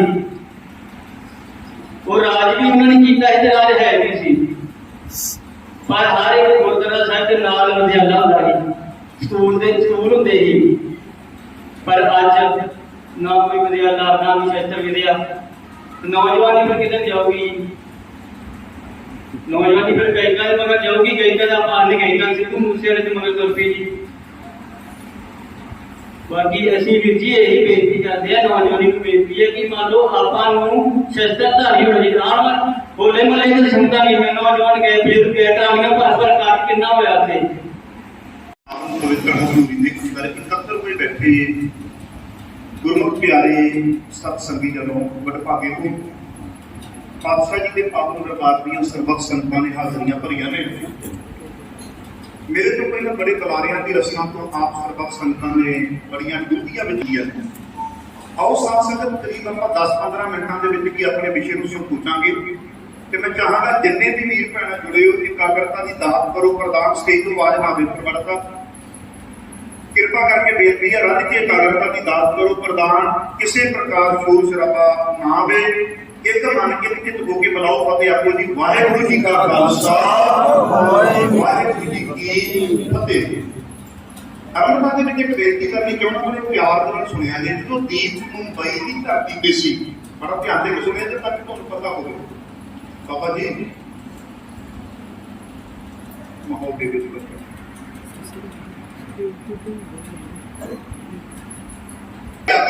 ਕਈ ਤਰੀਕੇ ਨਹੀਂ ਕਰਦੇ ਵੀ ਇੱਕ ਦੂਜੇ ਦੇ ਸੰਸਕਾਰਾਂ ਤੇ ਭੋਗਾਂ ਤੱਕ ਦੇਵਾਂਗੇ। ਮੈਂ ਕਹਿੰਦਾ ਵਾਹਿਗੁਰੂ ਤੁਸੀਂ ਸੇਵਾ ਲਈ ਹੈ, ਪਰ ਇੱਥੇ ਮੈਂ ਇੱਕ ਸਵਾਲ ਖੜਾ ਕਰਨਾ ਚਾਹੁੰਦਾ। ਮੇਰਾ ਦੀਪ ਦਾ ਪਿਆਰ ਸੀ, ਮੇਲ ਮਿਲਾਪ ਹੋਏ, ਤੁਹਾਡੇ ਨਾਲ ਮੇਲ ਮਿਲਾਪ ਹੋਏ ਹੋਣਗੇ, ਪਰ ਜਿਹੜੀ ਸੰਗਤ ਦੀਪ ਨੂੰ ਮਿਲੀ ਨਹੀਂ ਉਹ ਵੀ ਦੀਪ ਦੇ ਜਾਣ ਦੇ ਉੱਪਰ ਅੱਖਾਂ ਦੇ ਵਿੱਚੋਂ ਹੰਝੂ ਰੋਏ। ਕਿਉਂ ਰੋਏ? ਸਵਾਲ ਹੈ ਬਹੁਤ ਵੱਡਾ। ਇੱਕ ਅੰਦਾਜ਼ਾ ਲਾ ਕੇ ਵੇਖਿਆ ਜੇ ਸ਼ਮਸ਼ਾਨ ਘਾਟ ਦੇ ਵਿੱਚ ਭਾਵੇਂ ਸਾਡੇ ਬਾਪੂ ਦਾ ਸੰਸਕਾਰ ਹੋਵੇ, ਜਦੋਂ ਨਾਮੂ ਲੱਗ ਜਾਂਦਾ ਹੈ ਕਿ ਆਪਾਂ ਉਸੇ ਵੇਲੇ ਸਾਰਿਆਂ ਨੂੰ ਕਹਿੰਦੇ ਚਲੋ ਭਾਈ ਆ ਜਾਓ, ਫਿਰ ਆਪਾਂ ਗੁਰਦੁਆਰਾ ਸਾਹਿਬ ਚੱਲੀਏ ਤੇ ਫਿਰ ਉਸ ਤੋਂ ਬਾਅਦ ਘਰੋਂ ਘਰੀ ਚੱਲੀਏ ਤੇ ਅਗਲਾ ਆਪਾਂ ਪ੍ਰੋਗਰਾਮ ਲਿਖੀਏ ਵੀ ਹੁਣ ਕਰਨਾ ਕੀ ਹੈ। ਪਰ ਗਜ਼ਬ ਦੀ ਗੱਲ ਕੀ ਹੈ ਵੀ ਦੀਪ ਉਹਦਾ ਸੰਸਕਾਰ ਹੁੰਦਾ ਹੈ। ਕਈ ਤੁਸੀਂ ਵੇਖੋ ਕਿ 4 ਤੋਂ 5 ਵਜੇ ਦੇ ਵਿੱਚ ਸੰਸਕਾਰ ਹੋ ਜਾਂਦਾ ਹੈ ਤੇ ਰਾਤ 10-10:30 ਵਜੇ ਤੱਕ ਨਾਰੇ ਤੇ ਜਕਾਰੇ ਤਰੀਕੇ ਪਿੰਡ ਦੇ ਸ਼ਮਸ਼ਾਨ ਘਾਟ ਦੇ ਵਿੱਚ ਲੱਗ ਰਹੇ ਹੁੰਦੇ ਨੇ। 10:30 ਵਜੇ ਮੈਂ ਸ਼ਮਸ਼ਾਨ ਘਾਟ ਦੇ ਵਿੱਚੋਂ ਨਿਕਲਿਆ, 10:30 ਵਜੇ ਤੇ 12:30 ਵਜੇ ਮੈਂ ਸ਼ੰਭੂ ਉਪੜਿਆ ਸਾਂ। 10:30 ਵਜੇ ਰਾਤ ਸ਼ਮਸ਼ਾਨ ਘਾਟ ਦੇ ਵਿੱਚੋਂ ਮੈਂ ਨਿਕਲਿਆ ਵਾਂ। ਮੈਂ ਆਪਣੇ ਘਰ ਗਿਆ ਵਾਂ। ਸਵੇਰ ਵੇਲੇ ਹਰਪਾਲ ਸਿੰਘ ਬੱਬੂ ਦੀ ਰਾਤ ਮੇਰੇ ਕੋਲੇ ਸੀ। ਸਵੇਰ ਵੇਲੇ ਅਸੀਂ ਫੇਰ ਬਾਈ ਦੀਪ ਦੇ ਘਰ ਗਏ ਆ ਤੇ ਘਰ ਜਾਣ ਤੋਂ ਬਾਅਦ ਫਿਰ ਅਸੀਂ ਸ਼ਮਸ਼ਾਨ ਘਾਟ ਦੇ ਵਿੱਚ ਆਏ ਆ। ਪਰ ਮੈਂ ਇੱਕ ਸਵਾਲ ਕਰਨਾ ਚਾਹੁੰਦਾ ਹਾਂ ਜਿਹੜਾ ਮੇਰੇ ਮਨ ਦੇ ਵਿੱਚ ਉਤਪੰਨ ਹੋ ਰਿਹਾ ਹੈ। ਬੱਬੂ ਦੇ ਵਿੱਚ ਵੀਰ ਰਮਨਦੀਪ ਜੀ ਆਏ ਨੇ, ਇਹਨਾਂ ਨੇ ਬਹੁਤ ਵੱਡਾ ਕੈਂਪ ਮਾਰਚ ਕੱਢਿਆ, ਬੱਬੂ ਦੇ ਵਿੱਚੋਂ ਕੱਢਿਆ ਗਿਆ। ਜਦਕਿ ਮੇਰੇ ਖਿਆਲ ਦੇ ਵਿੱਚ ਬੱਬੂ ਦਾ ਅਸੀਂ ਪ੍ਰੋਗਰਾਮ ਲੀਕਦੇ ਰਹਿ ਗਏ ਵੀ ਆਓ ਆਪਾਂ ਬੱਬੂ ਦੇ ਵਿੱਚ ਪ੍ਰੋਗਰਾਮ ਰੱਖ ਲਈਏ, ਹਰਪਾਲ ਸਿੰਘ ਦਾ ਰੱਖ ਲਈਏ, ਪਰ ਕੁਦਰਤੀ ਤੌਰ ਤੇ ਸਬਬ ਨਹੀਂ ਬਣਿਆ। ਪਰ ਕਾਫੀ ਪਿੰਡਾਂ ਦੇ ਵਿੱਚ ਬੱਬੂ ਦੀ ਸੰਗਤ ਗਈ ਆ, ਕਾਲਾ ਸੰਘਿਆ ਦੇ ਵਿੱਚ ਪ੍ਰੋਗਰਾਮ ਰੱਖਿਆ ਗਿਆ, ਸਵਾਜਵਾਦ ਹੋਏ। ਫਸਟ ਟਾਈਮ ਸਵਾਜਵਾਦ ਸਾਡੇ ਨਾਲ ਹੋਏ ਸੀ ਦੀਪ ਦੇ। ਹੁਣ ਬੇਨਤੀ ਕਰਨੀ ਚਾਹੁੰਦਾ ਵੀ ਤੁਸੀਂ ਕਿਉਂ ਖੂਨ ਦੇ ਹੰਝੂ ਹੋ ਰਹੇ ਹੋ? ਕਾਰਨ ਪਤਾ ਕੀ ਹੈ? ਤੁਹਾਨੂੰ ਲੱਗਿਆ ਕਿ ਸਾਡੇ ਦੁੱਖਾਂ ਦੀ ਗੱਲ ਕਰਨ ਵਾਲਾ ਆ ਗਿਆ। ਤੁਹਾਨੂੰ ਲੱਗਿਆ ਪੰਜਾਬ ਦਾ ਅਸਲੀ ਪੁੱਤ ਆ ਗਿਆ। ਤੁਹਾਨੂੰ ਲੱਗਿਆ ਕਿ ਪੰਜਾਬ ਦਾ ਦੁੱਖ ਦਰਦ ਸਮਝਣ ਵਾਲਾ ਆ ਗਿਆ। ਹੁਣ ਸਾਨੂੰ ਨਾਲ ਚੱਲਣ ਦੀ ਲੋੜ ਹੈ। ਸਾਨੂੰ ਅਗਲੇ ਪਾਸੇ ਅਗਵਾਈ ਚੰਗੀ ਮਿਲ ਗਈ। ਠੀਕ ਹੈ, ਆਜੂ ਹੈ ਤੁਹਾਨੂੰ। ਹੁਣ ਧਿਆਨ ਦੇ ਕੇ ਸੁਣਿਆ ਕਿ ਉਹਨੇ ਅਗਵਾਈ ਥੋੜੇ ਸਮੇਂ ਵਿੱਚ ਕੀਤੀ ਬੜੀ ਕਦਰ ਦੀ। ਸੁਣਿਆ ਸੀ ਯੋਧਿਆਂ ਦੀ ਉਮਰ ਥੋੜੀ ਹੁੰਦੀ ਹੈ। ਭਾਈ ਦੀਪ ਇਹ ਗੱਲ ਤੇ ਤੇਰੇ ਨਾਲ ਹੋ ਗਈ, ਪਰ ਤੇਰੀਆਂ ਕਿਹੜੀਆਂ ਗੱਲਾਂ ਸੀ ਜਿਹੜੀਆਂ ਸਾਨੂੰ ਪ੍ਰਭਾਵਿਤ ਬੜਾ ਕਰਦੀਆਂ ਨੇ? ਇੱਕ ਨੇ ਸਵਾਲ ਕੀਤਾ, ਕਹਿੰਦਾ ਜੀ ਤੁਸੀਂ ਖਾਲਸਾ ਰਾਜ ਦੀ ਗੱਲ ਕਰ ਰਹੇ ਹੋ, ਦੇਸ਼ ਦੀ ਅਖੰਡਤਾ ਨੂੰ ਖਤਰਾ ਹੋ ਜਾਵੇਗਾ, ਕਹਿੰਦਿਆਂ ਨੇ ਤੁਸੀਂ ਸਿੱਖ ਹੋਮਲੈਂਡ ਦੀ ਗੱਲ ਕਰ ਰਹੇ ਹੋ, ਤੁਸੀਂ ਆਪਣੇ ਘਰ ਦੀ ਗੱਲ ਕਰ ਰਹੇ ਹੋ, ਰਾਜ ਦੀ ਗੱਲ ਕਰ ਰਹੇ ਹੋ। ਤੇ ਉਹਨੇ ਜਿਹੜਾ ਜਵਾਬ ਦਿੱਤਾ, ਮੈਂ ਅੱਜ ਤੱਕ ਕਿਸੇ ਬੁਲਾਰੇ ਦੇ ਲੋਗੋਂ, ਕਿਸੇ ਜਥੇਦਾਰ ਦੇ ਲੋਗੋਂ ਮੈਂ ਜਵਾਬ ਨਹੀਂ ਸੁਣਿਆ। ਤੁਸੀਂ ਅੱਜ ਵੀ ਕਿਸੇ ਜਥੇਦਾਰ ਨੂੰ ਮੜ ਜੀ ਗੱਲ ਪੁੱਛ ਕੇ ਦੇਖੋ ਵੀ ਸਿੱਖ ਰਾਜ ਦੀ ਗੱਲ ਕਰੀਏ ਤੇ ਕੁੱਟੀ ਦੀ ਜਵਾਬ ਮੈਨੂੰ ਕਹਿ ਦਿੰਦੇ ਅਰਦਾਸ ਦੇ ਵਿੱਚ ਕਈ ਰਾਜ ਰਾਜ ਕਰੇਗਾ ਖਾਲਸਾ, ਬਸ ਆਹੀ ਜਵਾਬ ਹੈ। ਕਿਸੇ ਜਥੇਦਾਰ ਨੂੰ ਕਹੋ ਵੀ ਅਸੀਂ ਆਪਣੇ ਹੋਮਲੈਂਡ ਦੇ ਉੱਪਰ ਡਿਬੇਟ ਕਰਨੀ ਚਾਹੁੰਦੇ ਆ, ਤੁਹਾਨੂੰ ਡਿਬੇਟ ਦਾ ਕਦੀ ਟਾਈਮ ਨਹੀਂ ਦੇਣਗੇ। ਗੁਰੂ ਸੱਚ ਹੈ, ਕਰਦੀ ਦੀ ਜ਼ਬਾਨ ਨਾਲ ਗੱਲ ਕਰਕੇ ਚਾਲੇ ਪਾ ਦੇਣਗੇ। ਹੋਰ ਪੁੱਤਰਾ ਠੀਕ ਹੈ, ਕਰਦੀ ਕਲਾ ਦੇ ਵਿੱਚ ਹੈ। ਦੀਪ ਤੇ ਸਵਾਲ ਹੋਇਆ ਵੀ ਤੇਰੇ ਨਾਲ ਦੇ ਰਾਜ ਦੀ ਗੱਲ ਕਰਦੇ ਨੇ, ਉਹਦਾ ਜਵਾਬ ਕਿੰਨਾ ਗਲਤ ਦਾ ਸੀ। ਕਹਿੰਦਾ ਜਿਨ੍ਹਾਂ ਦੇ ਪੁਰਖਿਆਂ ਨੇ ਇਸ ਧਰਤੀ ਦੇ ਉੱਤੇ ਰਾਜ ਕੀਤਾ ਹੋਵੇ, ਕਹਿੰਦਾ ਰਾਜ ਦੀ ਚਾਹਨਾ ਤੁਸੀਂ ਉਹਨਾਂ ਲੋਕਾਂ ਦੇ ਅੰਦਰੋਂ ਕੱਢ ਨਹੀਂ ਕਰੀ ਨਹੀਂ ਸਕਦੇ। ਬੋਲੋ ਕਿ ਸੱਚ ਹੈ? ਕਿੰਨਾ ਕਮਾਲ ਜਵਾਬ ਹੈ। ਇਹੋ ਜਿਹਾ ਜਵਾਬ ਮੈਂ ਕਦੀ ਕਿਸੇ ਦੇ ਮੂੰਹ ਨਹੀਂ ਸੁਣਿਆ। ਕਹਿੰਦਾ ਜਿਨ੍ਹਾਂ ਦੇ ਪੁਰਖਿਆਂ ਨੇ ਇਸ ਧਰਤੀ ਦੇ ਖੇਤੇ ਦੇ ਉੱਤੇ ਰਾਜ ਕੀਤਾ ਹੋਵੇ, ਕਹਿੰਦਾ ਰਾਜ ਦੀ ਚਾਹਤ, ਰਾਜ ਦੀ ਚਾਹਨਾ, ਰਾਜ ਦਾ ਸੁਪਨਾ ਤੁਸੀਂ ਉਹਨਾਂ ਲੋਕਾਂ ਦੇ ਅੰਦਰੋਂ ਕਦੀ ਕੱਢ ਨਹੀਂ ਸਕਦੇ। ਜਵਾਬ ਦੇਖੋ ਕਿੰਨਾ ਸਟੀਕ ਜਵਾਬ ਹੈ। ਇਹ ਸਾਡੇ ਬਲੱਡ ਦੇ ਵਿੱਚ ਹੈ। ਜੇ ਬਿਮਾਰੀਆਂ ਬਲੱਡ ਤੇ ਰਾਤੀ ਅੱਗੇ ਟਰੈਵਲ ਕਰਦੀਆਂ ਨੇ, ਤੁਸੀਂ ਕਹਿੰਦੇ ਮੇਰਾ ਬੀਪੀ ਵੱਧ ਹੈ ਤੇ ਡਾਕਟਰ ਕਹਿੰਦਾ ਵੀ ਤੁਹਾਡੇ ਫਾਦਰ ਨੂੰ ਵੀ ਪ੍ਰੋਬਲਮ ਸੀ, ਆਪਾਂ ਕਹਿੰਦੇ ਹਾਂ। ਤੁਸੀਂ ਕਹਿੰਦੇ ਮੇਰੀ ਸ਼ੂਗਰ ਨਹੀਂ ਸੈੱਟ ਆਉਂਦੀ, ਉਹ ਕਹਿੰਦਾ ਤੁਹਾਡੇ ਫਾਦਰ ਨੂੰ ਵੀ ਪ੍ਰੋਬਲਮ ਸੀ, ਤੁਸੀਂ ਕਹਿੰਦੇ ਹਾਂ। ਉਹ ਕਹਿੰਦੇ ਜੀ ਫਿਰ ਤੁਹਾਡੀ ਫੈਮਿਲੀ ਪ੍ਰੋਬਲਮ ਹੈ। ਇਹ ਬਲੱਡ ਦੇ ਰਾਹੀਂ ਬਿਮਾਰੀਆਂ ਟਰੈਵਲ ਕਰਦੀਆਂ ਨੇ ਨਾ, ਤੇ ਚੇਤੇ ਰੱਖਦਾ ਇੱਕ ਅਣਖਾਂ ਜੁਰਤਾਂ ਤੇ ਦਲੇਰੀਆਂ ਇਹ ਵੀ ਬਲੱਡ ਦੇ ਰਾਹੀਂ ਅੱਗੇ ਟਰੈਵਲ ਕਰਦੀਆਂ। ਅੰਦਾਜ਼ਾ ਲਾ ਕੇ ਵੇਖਿਆ ਜੀ, ਕਹਿੰਦਾ ਜਿਨ੍ਹਾਂ ਦੇ ਪੁਰਖਿਆਂ ਨੇ ਇਸ ਧਰਤੀ ਦੇ ਖੇਤੇ ਦੇ ਉੱਤੇ ਰਾਜ ਕੀਤਾ ਹੋਵੇ, ਜਿਨ੍ਹਾਂ ਦੇ ਘੋੜਿਆਂ ਨੇ ਯਮਨਾ ਪਾਰ ਤੱਕ ਦਾ ਪਾਣੀ ਪੀਤਾ ਹੋਵੇ, ਉਹਨਾਂ ਦੇ ਅੰਦਰੋਂ ਰਾਜ ਦੀ ਚਾਹਤ ਤੁਸੀਂ ਕੱਢ ਨਹੀਂ ਸਕਦੇ। ਇੱਕ ਭਰੇ ਮਨ ਨੂੰ ਗੱਲ ਕਹਿਣ ਲੱਗਾ ਮੈਂ, ਨੌਜਵਾਨੋ ਸੁਣਿਆ ਜੀ, ਹਕੀਕਤ ਪਤਾ ਕੀ ਹੈ? ਅੱਜ ਸਾਡੇ ਕੋਲ ਰਾਜ ਨਹੀਂ ਹੈ, ਅੱਜ ਸਾਡੇ ਕੋਲ ਰਾਜ ਨਹੀਂ ਹੈ, ਪਰ ਚੇਤੇ ਰੱਖਿਆ ਕਿ ਸਾਡੇ ਕੋਲ ਰਾਜ ਦੀ ਹਿਸਟਰੀ ਹੈ। ਅਸੀਂ ਇਸ ਖਿੱਤੇ ਤੇ ਰਾਜ ਕੀਤਾ ਹੈ ਤੇ ਦੁਨੀਆ ਦਾ ਬੈਸਟ ਰਾਜ ਕੀਤਾ ਹੈ। ਜਿਵੇਂ ਕੀਤਾ ਹੈ, ਮੈਂ ਦੋ ਐਗਜ਼ਾਮਪਲਸ ਦਿਆਂਗਾ, ਉਹਦੇ ਵਿੱਚੋਂ ਗੱਲ ਸਮਝ ਲਿਆ ਜੇ ਵੀ ਇਸ ਖਿੱਤੇ ਤੇ ਰਾਜ ਕੀਤਾ ਹੈ ਤੇ ਦੁਨੀਆ ਦਾ ਬੈਸਟ ਰਾਜ ਕੀਤਾ ਹੈ। ਇੱਕ ਐਗਜ਼ਾਮਪਲ ਮੈਂ ਦੇਣ ਲੱਗਾ, ਮੈਂ ਸਾਰੇ ਸੁਣੋ। ਵਜ਼ੀਰ ਖਾਨ ਨੇ ਗੁਰੂ ਗੋਬਿੰਦ ਸਿੰਘ ਪਾਤਸ਼ਾਹ ਮਹਾਰਾਜ ਜੀ ਦੇ ਛੋਟੇ ਸਾਹਿਬਜ਼ਾਦੇ 7 ਤੇ 9 ਸਾਲ ਦੀਆਂ ਉਮਰਾਂ ਬਾਬਾ ਜੋਰਾਵਰ ਸਿੰਘ ਤੇ ਬਾਬਾ ਫਤਿਹ ਸਿੰਘ ਜੀ ਨੂੰ ਕਿਸ ਢੰਗ ਨਾਲ ਸ਼ਹੀਦ ਕੀਤਾ, ਪ੍ਰਿੰਸੀਪਲ ਗੱਡਾ ਸਿੰਘ ਲਿਖਦੇ ਨੇ। ਕਹਿੰਦੇ ਜਦੋਂ ਠੰਡੇ ਬੁਰਜ ਦੇ ਵਿੱਚ ਰਾਤ ਰੱਖਿਆ ਗਿਆ ਨਾ, ਤੇ ਕਹਿੰਦੇ ਸਾਹਿਬਜ਼ਾਦਿਆਂ ਦੇ ਬੁੱਲ ਗੁਲਾਬੀ ਤੋਂ ਨੀਲੇ ਹੋ ਗਏ। ਬਹੁਤੀ ਠੰਡ ਦੇ ਵਿੱਚ ਬੱਚਾ ਰਹੇ ਤੇ ਬੁੱਲ ਗੁਲਾਬੀ ਨਹੀਂ ਰਹਿ ਜਾਂਦੇ, ਬੁੱਲ ਨੀਲੇ ਹੋ ਜਾਂਦੇ ਨੇ। ਕਹਿੰਦੇ ਸਾਹਿਬਜ਼ਾਦਿਆਂ ਦੇ ਬੁੱਲ ਨੀਲੇ ਹੋ ਗਏ ਸੀ ਤੇ ਨੱਕ ਦੀਆਂ ਟੋਟੀਆਂ ਗੁਲਾਬੀ ਹੋ ਗਈਆਂ ਸੀ। ਜਿਹੜੀ ਨੱਕ ਦੀ ਟੋਟੀ ਹੈ ਨਾ, ਇੰਨੀ ਠੰਡ ਸੀ ਵੀ ਗੁਲਾਬੀ ਹੋ ਗਈਆਂ। ਉਹ ਕਹਿੰਦੇ ਫਿਰ ਕਥਾ ਗੁਰੂ ਜੀ ਕੇ ਸੁਣਨ ਦੀ ਕਿਤਾਬ ਦੇ ਅੰਦਰ ਬਾਪੂ ਪੁੰਨਾ ਸਿੰਘ ਖਡੂਰੀਆ ਲਿਖਦੇ ਨੇ, ਕਹਿੰਦੇ ਸਾਹਿਬਜ਼ਾਦਿਆਂ ਦੇ ਹੱਥ ਪਿੱਪਲ ਦੇ ਰੁੱਖ ਦੇ ਨਾਲ ਨਗਰ ਬੰਨ੍ਹ ਕੇ, ਹੁਣ ਕਈਆਂ ਨੂੰ ਇਹ ਵੀ ਇਤਰਾਜ਼ ਆ ਜਾਂਦਾ ਹੈ ਇਹ ਤੇ ਸੋਈ ਪਹਿਲੀ ਵਾਰੀ ਹੈ ਤੇ ਮੈਂ ਤਾਂ ਨਾਮ ਲੈ ਰਿਹਾ, ਬਾਪੂ ਪੁੰਨਾ ਸਿੰਘ ਖਡੂਰੀਆ ਨੇ ਲਿਖੀ ਹੈ ਤੇ ਉਸ ਲਿਖਤ ਦਾ ਨਾਮ ਹੈ ਕਥਾ ਗੁਰੂ ਜੀ ਕੇ ਸੁਣਨ ਦੀ। ਔਰ ਹੈ ਵੀ ਸਮਕਾਲੀ ਸੀ ਉਸ ਸਮੇਂ ਦੇ, ਇਹ ਤੋਂ ਵੱਡਾ ਐਵੀਡੈਂਸ ਕੀ ਹੋ ਸਕਦਾ ਹੈ? ਉਹ ਲਿਖਦੇ ਪੀਪਲ ਬੰਨ੍ਹ ਮੇਲੇ ਮਾਰੇ, ਸਾਹਿਬਜ਼ਾਦਿਆਂ ਦੇ ਹੱਥ ਪਿੱਪਲ ਨਾਲ ਬੰਨ੍ਹ ਕੇ ਤੇ ਸਾਹਿਬਜ਼ਾਦਿਆਂ ਦੇ ਮੂੰਹ ਦੇ ਉੱਪਰ ਗਰੇਲਾਂ ਮਾਰੀਆਂ ਗਈਆਂ ਤੇ ਲਹੂ ਨਿਕਲ ਕੇ ਧਰਤੀ ਦੀ ਇੱਕ ਥਾਂ ਤੇ ਤੁਰ ਪਿਆ ਸੀ। ਹੁਣ ਤੁਸੀਂ ਅੰਦਾਜ਼ਾ ਲਾਇਆ ਜਿਸ ਧਰਤੀ ਤੇ ਮੇਰੇ ਗੁਰੂ ਗੋਬਿੰਦ ਸਿੰਘ ਦੇ ਬੱਚਿਆਂ ਨੂੰ ਤਸ਼ੱਦਦ ਕਰ ਕਰਕੇ ਸ਼ਹੀਦ ਕੀਤਾ ਗਿਆ, ਜਦੋਂ ਅਸੀਂ ਸਰਹੰਦ ਫਤਿਹ ਕੀਤੀ ਹੈ ਨਾ ਬਾਬਾ ਬੰਦਾ ਸਿੰਘ ਬਹਾਦਰ ਦੀ ਅਗਵਾਈ ਦੇ ਵਿੱਚ, ਤੇ ਅੰਦਾਜ਼ਾ ਲਾਇਆ ਜੇ ਅਸੀਂ ਵਜ਼ੀਰ ਖਾਨ ਨੂੰ ਚੱਪੜ ਚਿੜੀ ਦੇ ਮੈਦਾਨ ਦੇ ਅੰਦਰ ਘੋੜਿਆਂ ਨਾਲ ਪਾ ਕੇ ਘੜੀਸਿਆ, ਪਰ ਉਹਦੀ ਬੇਗਮ ਨੂੰ ਤੇ ਉਹਦੇ ਬੱਚਿਆਂ ਨੂੰ ਅਸੀਂ ਹੱਥ ਤੱਕ ਨਹੀਂ ਲਾਇਆ। ਸਾਡਾ ਰਾਜ ਵੇਖੋ ਜੀ ਕਿੰਨੀ ਹੈ, ਆ ਸਾਡਾ ਰਾਜ ਹੈ, ਇਹ ਸਾਡਾ ਕਰੈਕਟਰ ਹੈ, ਇਹ ਸਾਡਾ ਚਰਿੱਤਰ ਹੈ ਵੀ ਅਸੀਂ ਰਾਜ ਵੀ ਕੀਤਾ ਹੈ, ਦੁਸ਼ਮਣੀ ਵੀ ਪਕਾਈ ਹੈ ਤੇ ਦੁਸ਼ਮਣੀ ਮਿੱਤਰਾ ਤੇਰੇ ਨਾਲ ਸੀ, ਤੇਰੇ ਬੱਚਿਆਂ ਦਾ ਕੀ ਕਸੂਰ ਹੈ? ਅੱਜ ਅਸੀਂ ਲੜਦੇ ਨਾ ਕਿਸੇ ਨਾਲ, ਉਹਦੀ ਮਾਂ ਇੰਜ ਹੈ, ਉਹਦੀ ਧੀ ਇੰਜ ਹੈ। ਮੈਂ ਕਹਿੰਦਾ ਦੁਸ਼ਮਣੀ ਦਾ ਵੀ ਮਿਆਰ ਰੱਖੋ, ਲੜਨਾ ਤੇ ਮਰਦਾ ਵਾਂਗੂ ਲੜੋ। ਬੋਲੋ ਬਈ, ਮਰਦਾ ਵਾਂਗੂ ਲੜੋ ਵੀ ਮਿੱਤਰਾ ਤੂੰ ਜਿੱਥੇ ਟੱਕਰ ਪਿਆ ਤੇਰੇ ਨਾਲ ਉਵੇਂ ਹੀ ਨਿਭਾਂਗੇ ਜਿਵੇਂ ਤੂੰ ਕੀਤੀ ਹੈ। ਪਰ ਜੇ ਤੇਰਾ ਬੱਚਾ ਗਲੀ ਦੇ ਵਿੱਚੋਂ ਲੰਘੇਗਾ ਹਿਫਾਜ਼ਤ ਤੇ ਕਰ ਸਕਦੇ ਆ, ਪਰ ਤੇਰੇ ਬੱਚੇ ਦੇ ਗਲ ਵਿੱਚ ਹੱਥ ਨਹੀਂ ਪਾਵਾਂਗੇ। ਇਹ ਸਾਡਾ ਕਰੈਕਟਰ ਦੇਖੋ ਨਾ। ਵਜ਼ੀਰ ਖਾਨ ਨੇ ਗੁਰੂ ਗੋਬਿੰਦ ਸਿੰਘ ਦੇ ਬੱਚੇ ਸ਼ਹੀਦ ਕੀਤੇ ਨੇ, ਪਰ ਜਦੋਂ ਅਸੀਂ ਸਰਹੰਦ ਫਤਿਹ ਕੀਤੀ ਹੈ ਅਸੀਂ ਉਹਦੇ ਬੱਚਿਆਂ ਨੂੰ ਕੁਝ ਨਹੀਂ ਕੀਤਾ। ਇਹ ਸਾਡਾ ਕਰੈਕਟਰ ਹੈ, ਸਾਡਾ ਰਾਜ ਹੈ। ਕਿੰਨਾ ਬੈਸਟ ਕਾਜ ਕੀਤਾ। ਸੈਕਿੰਡ ਐਗਜ਼ਾਮਪਲ ਦੇਣ ਲੱਗਾ ਮੈਂ ਸ਼ੇਰੇ ਪੰਜਾਬ ਮਹਾਰਾਜਾ ਰਣਜੀਤ ਸਿੰਘ ਦੇ ਵੇਲੇ ਦੀ, ਜਿਹਨੂੰ ਤਾਂ ਵਾਈਨ ਆਫ ਪੰਜਾਬ ਕਿਹਾ ਜਾਂਦਾ ਹੈ। ਮਹਾਰਾਜਾ ਰਣਜੀਤ ਸਿੰਘ ਦਾ ਸਮਾਂ ਆਇਆ, ਤਖਤ ਤੇ ਬੈਠੇ, ਪੁੱਛਿਆ ਕਹਿੰਦੇ ਕੌਣ ਹੈ, ਕਿੱਧਰ ਜਾ ਰਹੇ ਹੈ, ਕਿ ਸਿਰ ਤੇ ਕੀ ਰੱਖਿਆ, ਰੱਖਿਆ ਨੇ ਸਵਾਲ ਕਰਕੇ ਦਾਗ ਦਿੱਤੇ। ਮਹਾਰਾਜਾ ਰਣਜੀਤ ਸਿੰਘ ਦੀ ਗੱਲ ਕਰਦਾ ਮੈਂ, ਤੇਰੇ ਸਵਾਲ ਚਰਨ ਸਿੰਘ ਦਾ ਪੋਤਰਾ ਤੇ ਖਿਆਲ ਕਰਿਆ ਜੇ ਮਹਾ ਸਿੰਘ ਦਾ ਪੁੱਤਰ, ਉਹ ਪੁੱਛਦਾ ਹੈ ਕਹਿੰਦਾ ਕੌਣ ਹੈ ਭਾਈ, ਦੱਸੋ ਮੈਨੂੰ, ਸਿਰ ਤੇ ਕੀ ਧਰਿਆ, ਜਾ ਕੇ ਧਰਿਆ, ਕੌਣ ਹੈ। ਉਹਨੂੰ ਸੱਦਿਆ ਗਿਆ, ਕੋਲ ਆਇਆ, ਕਹਿੰਦਾ ਜੀ ਮੈਂ ਮੁਸਲਮਾਨ ਹਾਂ, ਜਾ ਰਿਹਾ ਮੈਂ ਨਵਾਬ ਹੈਦਰਾਬਾਦ ਦੇ ਦਰਬਾਰ ਦੇ ਵਿੱਚ, ਤੇ ਸਿਰ ਤੇ ਰੱਖੀ ਹੋਈ ਹੈ ਮੈਂ ਪਵਿੱਤਰ ਕੁਰਾਨ, ਤੇ ਇਹ ਜਿਹੜੀ ਪਵਿੱਤਰ ਕੁਰਾਨ ਹੈ ਨਾ, ਮੈਂ ਆਪਣੇ ਹੱਥਾਂ ਦੇ ਨਾਲ ਲਿਖੀ ਹੈ, ਅੱਜ ਵੀ ਹੈ। ਮੈਂ ਲੁਧਿਆਣੇ ਪਾਵਨ ਸਰੂਪ ਉਹਨਾਂ ਨੇ ਆਪਣੇ ਹੱਥ ਦੇ ਨਾਲ ਲਿਖੇ, ਬੜੀ ਉਹ ਸਮਾਂ ਹੁੰਦਾ ਸੀ ਜਦੋਂ ਛਾਪੇ ਖਾਨੇ ਨਹੀਂ ਸੀ, ਹੱਥਾਂ ਦੇ ਨਾਲ ਗ੍ਰੰਥ ਲਿਖੇ ਜਾਂਦੇ ਹੁੰਦੇ ਸਨ। ਉਹ ਕਹਿੰਦਾ ਕਿ ਮੈਂ ਆਪਣੇ ਹੱਥਾਂ ਨਾਲ ਪਵਿੱਤਰ ਕੁਰਾਨ ਲਿਖੀ ਹੈ। ਤੇ ਕਹਿੰਦੇ ਫਿਰ ਹੈਦਰਾਬਾਦ ਦੀ ਲੈਣ ਜਾ ਰਹੇ ਹਾਂ, ਕਹਿੰਦਾ ਕਿ ਜਿਹੜਾ ਉੱਥੋਂ ਦਾ ਨਵਾਬ ਉਹ ਮੁਸਲਮਾਨ ਹੈ, ਤੇ ਮੁਸਲਮਾਨ ਕੀ ਮੁਸਲਮਾਨ ਦੀਆਂ ਭਾਵਨਾਵਾਂ ਦੀ ਕਦਰ ਕਰੇਗਾ। ਜਦੋਂ ਮੈਂ ਜਾ ਕੇ ਦੱਸਾਂਗਾ ਨਵਾਬ ਮੈਂ ਪਵਿੱਤਰ ਕੁਰਾਨ ਆਪਣੇ ਹੱਥਾਂ ਦੇ ਨਾਲ ਲਿਖੀ ਹੈ, ਕਹਿੰਦਾ ਖੁਸ਼ ਹੋ ਜਾਵੇਗਾ, ਮੈਨੂੰ ਗਲਬਕੜੀ ਪਾਵੇਗਾ, ਤੇ ਗਲਬਕੜੀ ਪਾ ਕੇ ਕਹੇਗਾ ਬੋਲ ਤੈਨੂੰ ਚਾਹੀਦਾ ਕੀ ਹੈ। ਸ਼ੇਰੇ ਪੰਜਾਬ ਦੀਆਂ ਅੱਖਾਂ ਚੋਂ ਪਾਣੀ ਨਿਕਲ ਗਿਆ, ਤਖਤ ਤੋਂ ਉੱਠ ਕੇ ਖਲੋ ਗਿਆ, ਕਹਿੰਦਾ ਬਾਈ ਰਾਜ ਭਾਵੇਂ ਸਿੱਖਾਂ ਦਾ ਹੈ, ਪਰ ਹਰ ਕਿਸੇ ਦੇ ਧਰਮ ਗ੍ਰੰਥ ਦਾ ਤੇ ਭਾਵਨਾਵਾਂ ਦਾ ਸਤਿਕਾਰ ਅਸੀਂ ਕਰਾਂਗੇ। ਆ ਸਾਡਾ ਰਾਜ ਦੇਖੋ ਕਿਹੋ ਜਿਹਾ ਸੀ। ਸਾਡੇ ਰਾਜ ਦੇ ਵਿੱਚ ਗੁਰੂ ਗ੍ਰੰਥ ਸਾਹਿਬ ਜੀ ਦੀ ਬੇਅਦਬੀ ਦੀ ਗੱਲ ਤੇ ਛੱਡੋ, ਕਿਸੇ ਵੀ ਗ੍ਰੰਥ ਦੀ ਕਦੀ ਬੇਅਦਬੀ ਨਹੀਂ ਹੋਈ। ਇਹ ਸਾਡਾ ਰਾਜ ਸੀ, ਬੇਟੀ ਬੋਲੋ ਸੱਚ ਹੈ। ਸਾਡੇ ਰਾਜ ਦੇ ਵਿੱਚ ਬੇਅਦਬੀ ਕਿਸੇ ਵੀ ਧਰਮ ਗ੍ਰੰਥ ਦੀ ਨਹੀਂ ਹੋਈ। ਹਿਸਟਰੀ ਪੜ੍ਹ ਕੇ ਦੇਖੋ, ਸਿੱਖ ਰਾਜਿਆਂ ਨੂੰ ਇਹ ਅਲਾਉ ਸੀ ਵੀ ਤੁਸੀਂ ਕਿਸੇ ਨੂੰ ਫਾਂਸੀ ਦੀ ਸਜ਼ਾ ਦੇ ਸਕਦੇ ਹੋ, ਅਸੀਂ ਕਿਸੇ ਨੂੰ ਫਾਂਸੀ ਦੀ ਸਜ਼ਾ ਨਹੀਂ ਦਿੰਦੇ। ਭਾਵੇਂ ਅੰਗਰੇਜ਼ੀ ਹਕੂਮਤ ਵੇਲੇ ਸਾਡੇ ਫਾਂਸੀ ਤੇ ਚੜੇ ਆ, ਜਦੋਂ ਜੱਜ ਲਿਖ ਦਿੰਦਾ ਹੁੰਦਾ ਸੀ to be hanged till death ਦੇ ਅਰਥ ਸੀ ਵੀ ਉਨੀ ਦੇਰ ਤੱਕ ਟੰਗ ਕੇ ਰੱਖੋ, ਜਿੰਨੀ ਦੇਰ ਤੱਕ ਬੰਦਾ ਮਰ ਨਹੀਂ ਜਾਂਦਾ ਉਨੀ ਦੇਰ ਤੱਕ ਇਹਨੂੰ ਟੰਗ ਕੇ ਰੱਖੋ। ਪਰ ਅਸੀਂ ਕਿਸੇ ਨੂੰ ਫਾਂਸੀ ਦੀ ਸਜ਼ਾ ਨਹੀਂ ਦਿੰਦੀ, ਇਹ ਸਾਡਾ ਰਾਜ ਸੀ।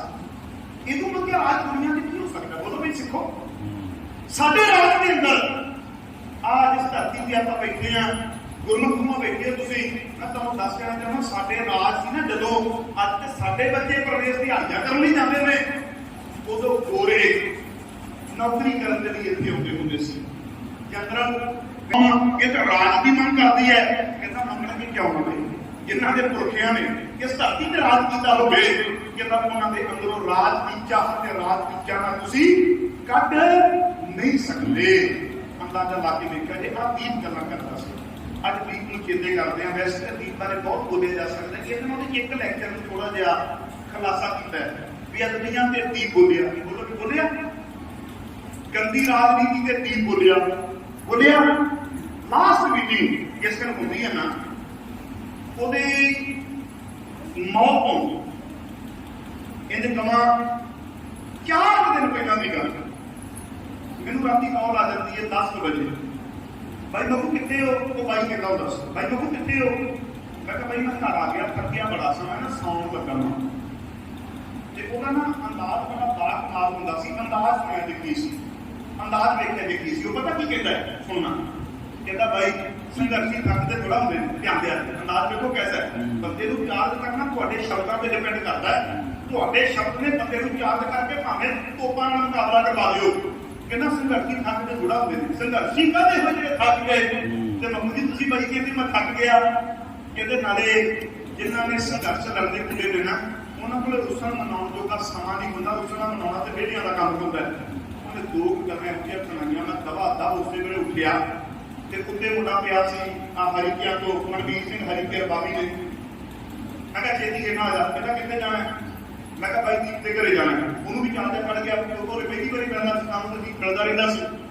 ਕਹਿੰਦਾ ਬਾਈ ਜੀ ਆ ਗਿਆ, ਮੈਂ ਦਵਾ ਤੇ ਦੋਰ ਪਾਇਆ ਤੇ ਬੜੀ ਛੋਟੀ ਦਸਤਾਰ ਦੇ ਸਿਰ ਦੇ ਉੱਪਰ ਸਜਾਈ ਤੇ ਗੱਡੀ ਸਟਾਰਟ ਕੀਤੀ ਤੇ ਦੀਪ ਦੇ ਘਰੇ ਚਲੇ ਗਏ। ਇਹ ਬਾਹਰ ਦੇ ਪਾਸੇ ਨਾ ਜਦੋਂ ਆਇਆ, ਠੰਡ ਬੜੀ ਸੀ, ਪੂਰੇ ਸਾਡੇ ਕੱਪੜੇ ਪਾਏ ਹੋਏ, ਗਰਮ ਕੱਪੜੇ ਤੇ ਠੰਡ ਸੀ। ਇਹਨਾਂ ਨੇ ਟੀ-ਸ਼ਰਟ ਪਾਈ ਹੋਈ ਤੇ ਲੋਅਰ ਵਾਈਟ ਰੰਗ ਦੀ ਟੀ-ਸ਼ਰਟ ਸੀ, ਅੱਧੀਆਂ ਬਾਹਾਂ ਲਈ। ਜਦੋਂ ਇਹ ਗੇਟ ਖੋਲਿਆ ਨਾ, ਤੇ ਮੈਂ ਦੀਪ ਨੂੰ ਕਿਹਾ, ਮੈਂ ਕਿਹਾ ਦੀਪ ਨੂੰ ਠੰਡ ਦਵਾ ਲੈਣੀ ਹੈ। ਤੇ ਸ਼ਰਾਰਤੀ ਨੂੰ ਪਤਾ ਬਹੁਤ ਸੀ, ਪੰਜਾਬੀਆ ਲਿਆ ਹਰ ਗੱਲ ਨੂੰ ਸਿੱਧੀ ਲੈ ਜਾਂਦਾ ਹੁੰਦਾ ਸੀ, ਵੱਡੀਆਂ ਵੱਡੀਆਂ ਗੱਲਾਂ ਨੂੰ ਹਾਸੇ ਨੂੰ ਟਾਲ ਦਿੰਦਾ ਹੁੰਦਾ ਸੀ। ਇਹੀ ਜ਼ਿੰਦਗੀ ਜਿਉਣ ਦਾ ਤਰੀਕਾ ਜੀ। ਕਹਿੰਦਾ ਬਾਈ ਜੀ ਠੰਡ ਤੇ ਸ਼ਰਮ ਮਹਿਸੂਸ ਘਰੇ ਦੀ ਹੁੰਦੀ ਆਪਾਂ ਮਹਿਸੂਸ ਕਰਦੇ ਹੀ ਨਹੀਂ। ਮੈਂ ਕਿਹਾ ਬਾਈ ਭਾਵੇਂ ਨਹੀਂ ਮਹਿਸੂਸ ਕਰਦਾ ਪਰ ਠੰਡ ਲੱਗ ਜਾਂਦੀ ਹੁੰਦੀ ਹੈ। ਕਹਿੰਦਾ ਨਹੀਂ ਮੈਨੂੰ ਠੰਡ ਦੀ ਬਾਈ ਨਹੀਂ ਲੱਗਦੀ। ਹੁਣ ਮੈਂ ਐਕਸਰਸਾਈਜ਼ ਕਰਦਾ ਪਿਆ ਸਾਂ ਕਿ ਆਪਾਂ ਗੱਲਾਂ ਕਰਦੇ ਹਾਂ ਨਾਲੇ ਮੈਂ ਐਕਸਰਸਾਈਜ਼ ਕਰਦਾ ਹਾਂ। ਉਹ ਨਾਲੇ ਗੱਲਾਂ ਕਰੀ ਜਾਵੇ ਨਾਲੇ ਐਕਸਰਸਾਈਜ਼ ਕਰੀ ਜਾਵੇ। ਤਾਂ ਸਾਡਾ ਹੁਣ ਬਾਈ ਨੂੰ ਪਿਆਰ ਸੀ ਤੇ ਮੈਂ ਪਤਾ ਕੀ ਕਿਹਾ, ਮੈਂ ਕਿਹਾ ਬਾਈ ਜੇ ਤੂੰ ਐਕਸਰਸਾਈਜ਼ ਕਰਨੀ ਹੈ ਤਾਂ ਮੈਂ ਘਰੇ ਜਾ ਕੇ ਲੱਗਾ ਮੈਂ ਸੌਣ। ਇੱਧਰੋਂ ਐਕਸਰਸਾਈਜ਼ ਕਰੀ ਜਾਣਾ ਉੱਧਰੋਂ ਮੇਰੇ ਨਾਲ ਗੱਲਾਂ ਕਰੀ ਜਾਣਾ। ਐਕਸਰਸਾਈਜ਼ ਬਹੁਤ ਕਰਦਾ ਸੀ, ਬਹੁਤ ਜ਼ਿਆਦਾ। ਜਦੋਂ 1 ਲੱਖ ਦਾ ਉਹਦੇ ਤੇ ਨਾਮ ਸੀ ਨਾ ਉਦੋਂ ਵੀ ਉਹਨੇ ਐਕਸਰਸਾਈਜ਼ ਨਹੀਂ ਛੱਡੀ। ਕਿੰਨੀ ਵੱਡੀ ਗੱਲ ਹੈ ਕਿ ਸਾਡੇ ਫਲਾਣੇ ਨੇ ਮੇਰੇ ਵਿਰੁੱਧ ਪੋਸਟ ਪਾਤੀ, ਹਾਏ ਦਿਲ ਤੇ ਲਾ ਗਿਆ। ਪੋਸਟ ਪੈ ਗਈ ਕਿ ਤੇਰੇ ਘਰ ਦੇ ਬਾਹਰ ਤੋਪ ਖਲਾਰਦੀ ਹੈ, ਜਿਨ੍ਹਾਂ ਨੇ ਚੱਲਣਾ ਉਹਨਾਂ ਤੇ ਨਾਮ ਲੱਗਣੇ ਹੈ। ਇਹ ਚੇਤਾ ਰੱਖਿਆ ਜੀ, ਜਿਹੜੀਆਂ ਗੱਡੀਆਂ ਸੜਕ ਤੇ ਚੱਲਦੀਆਂ ਐਕਸੀਡੈਂਟ ਉਹਨਾਂ ਨਾਲ ਹੁੰਦੇ ਨੇ।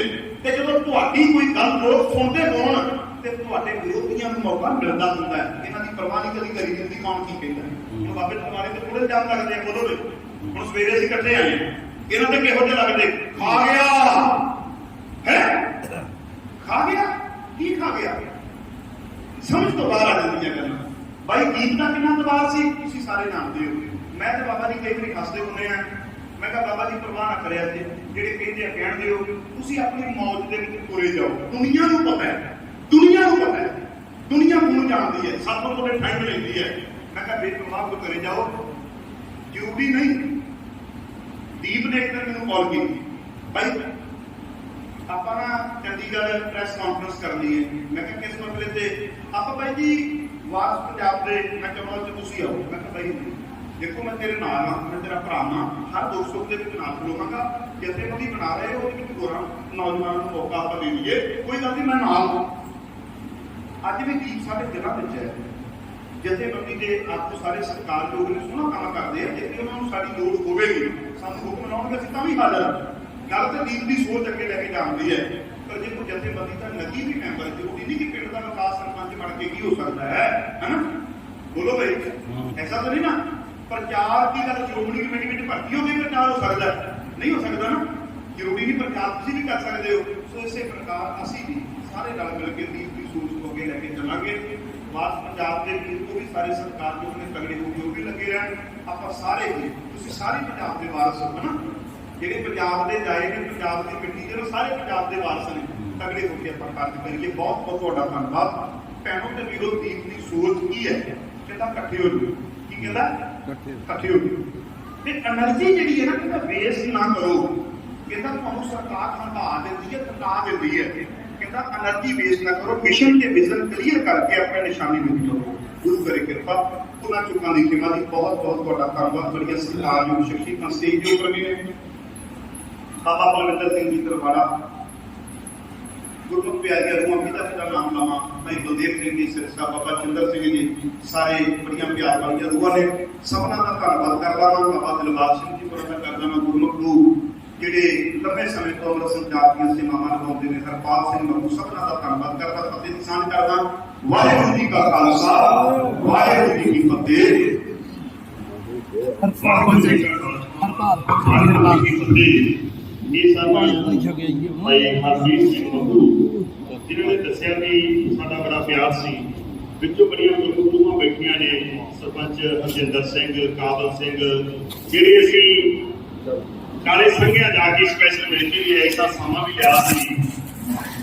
ਮੇਰੇ ਵੀਰਾ ਖਾਲਸਾ ਜੀ ਬੈਠੇ ਨੇ, ਰਮਨ ਜੀ ਬੈਠਾ, ਆਪਣਾ ਦੂਸਰਾ ਵੀਰ ਵੀ ਨਾਲ। ਇਹਨਾਂ ਨੇ ਜੋ ਕਿਹਾ ਸੀ ਕਿ ਆਪਾਂ ਸਦੀਏ, ਕਿਉਂਕਿ ਉਹਨਾਂ ਨੇ ਕੋਈ ਇਹੋ ਜਿਹਾ ਪੱਖ ਨਹੀਂ ਵੀ ਜਿਹਦੇ ਪੱਖ ਦੇ ਉਹ ਬੋਲੇ ਨਾ ਹੋਣ।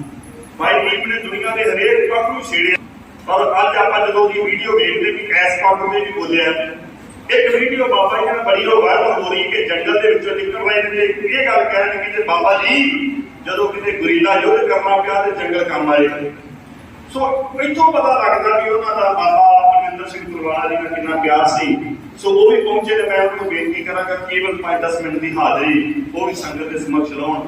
ਭਾਈ ਬਲਵਿੰਦਰ ਸਿੰਘ ਜੀ ਤਰਵਾੜਾ। ਵਾਹਿਗੁਰੂ ਜੀ ਕੀ ਫਤਿਹ। ਜੁਗੋ ਜੁਗ ਅਕਾਲ ਸਾਹਿਬ ਸ੍ਰੀ ਗੁਰੂ ਗ੍ਰੰਥ ਸਾਹਿਬ ਜੀ ਮਹਾਰਾਜ ਦੀ ਪਵਿੱਤਰ ਗੋਦ ਦਾ ਨਿਗਮਾਂ ਵਹੀ ਸਾਧ ਸੰਗਤ ਜੀ, ਅੱਜ ਸਭਰਾਵਾਂ ਪਿੰਡ ਦੇ ਵਿੱਚ ਆਪਾਂ ਸਿੱਖ ਕੌਮ ਦੇ ਉਸ ਅਨਮੋਲ ਹੀਰੇ, ਸਿੱਖ ਕੌਮ ਦੇ ਉਸ ਯੋਧੇ ਦੀਪ ਸਿੱਧੂ ਨੂੰ ਯਾਦ ਕਰ ਰਹੇ ਹਾਂ। 1.5 ਮਹੀਨਾ ਤੋਂ ਵੀ ਉੱਤੇ ਹੋ ਗਿਆ ਉਹਨੂੰ ਇਸ ਦੁਨੀਆ ਤੋਂ ਗਏ ਨੇ। ਤੇ 1.5 ਮਹੀਨੇ ਬਾਅਦ ਵੀ ਅੱਜ ਉਹਦੀ ਚਾਹ ਦੇ ਵਿੱਚ ਅਖੰਡ ਪਾਠ ਸਾਹਿਬ ਦੇ ਭੋਗ, ਸੁਖਮਨੀ ਸਾਹਿਬ ਦੇ ਭੋਗ, ਸਹਿਜ ਪਾਠ ਸਾਹਿਬ ਦੇ ਭੋਗ, ਖੂਨਦਾਨ ਕੈਂਪ ਤੇ ਹੋਰ ਵੱਡੇ ਸਮਾਗਮ ਕਰਵਾਏ ਜਾ ਰਹੇ ਨੇ। ਇਹ ਲਗਾਤਾਰ ਜਾਰੀ ਨੇ ਜਿਸ ਦਿਨ ਤੋਂ ਦਾ ਭੋਗ ਪਿਆ। ਗੁਰੂ ਗ੍ਰੰਥ ਸਾਹਿਬ ਮਹਾਰਾਜ ਜੀ ਉਸ ਨੌਜਵਾਨ ਤੇ ਕਿੱਡੀ ਕਿਰਪਾ ਹੋ, ਕਿੱਡੀ ਬਖਸ਼ਿਸ਼ ਹੋ ਕਿ ਅੱਜ 1.5 ਮਹੀਨੇ ਬਾਅਦ ਵੀ ਉਹਨੂੰ ਸ਼ਬਦਾਂ ਦੇ ਫੁੱਲ ਭੇਟ ਕੀਤੇ ਜਾ ਰਹੇ ਨੇ। ਉਹਦੇ ਲਈ ਅਰਦਾਸ ਕੀਤੀ ਜਾ ਰਹੀ ਹੈ ਕਿ ਸਤਿਗੁਰ ਸੱਚੇ ਪਾਤਸ਼ਾਹ ਉਹਨੂੰ ਆਪਣੇ ਚਰਨਾਂ ਵਿੱਚ ਨਿਵਾਸ ਬਖਸ਼ਣ। ਦੀਪ ਬਹੁਤ ਵੱਡੀ ਲਗਜ਼ਰੀ ਲਾਈਫ ਜਿਉਂਦਾ ਸੀ ਬੰਬੇ ਦੇ ਵਿੱਚ। ਉਹ ਐਕਟਰ ਵੀ ਸੀ ਤੇ ਉਹ ਬਹੁਤ ਵੱਡਾ ਵਕੀਲ ਵੀ ਸੀ। ਉੱਥੋਂ ਗੁਰੂ ਸਾਹਿਬ ਨੇ ਉਹਤੇ ਕਿਰਪਾ ਕੀਤੀ, ਉਹਦੇ ਅੰਦਰ ਚਿੰਗ ਜਾਗੀ ਕਿ ਉਹ ਪੰਜਾਬ ਦੀ ਮਿੱਟੀ ਲਈ, ਕਿਸਾਨੀ ਸੰਘਰਸ਼ ਲਈ, ਪੰਜਾਬ ਦੇ ਹੱਕਾਂ ਲਈ ਆਪਣੀ ਉਹ ਲਾਈਫ ਛੱਡ ਕੇ ਮਿੱਟੀ ਨਾਲ ਮਿੱਟੀ ਹੋਇਆ, ਆਪਣੇ ਨਾਲ ਉਹ ਖੜ ਗਿਆ। ਸਭ ਤੋਂ ਸ਼ਾਇਦ ਵੱਧ ਸਮਾਂ ਜਿਸ ਦਿਨ ਤੋਂ ਆਇਆ 14 ਤਰੀਕ ਤੱਕ ਸ਼ਾਇਦ ਗੁਰੂ ਸਾਹਿਬ ਨੇ ਕਿਰਪਾ ਕੀਤੀ ਕਿ ਮੈਨੂੰ ਪੰਜਾਬ ਦੇ ਵਿੱਚ ਉਹਦੇ ਨਾਲ ਸਭ ਤੋਂ ਵੱਧ ਸਮਾਂ ਰਹਿਣ ਦਾ ਮੌਕਾ ਮਿਲਿਆ। ਉਹਦਾ ਇੱਕ ਕਾਰਨ ਸੀ ਕਿ ਸਾਡਾ ਸੁਭਾਅ ਬੜਾ ਮਿਲਦਾ ਜੁਲਦਾ ਸੀ।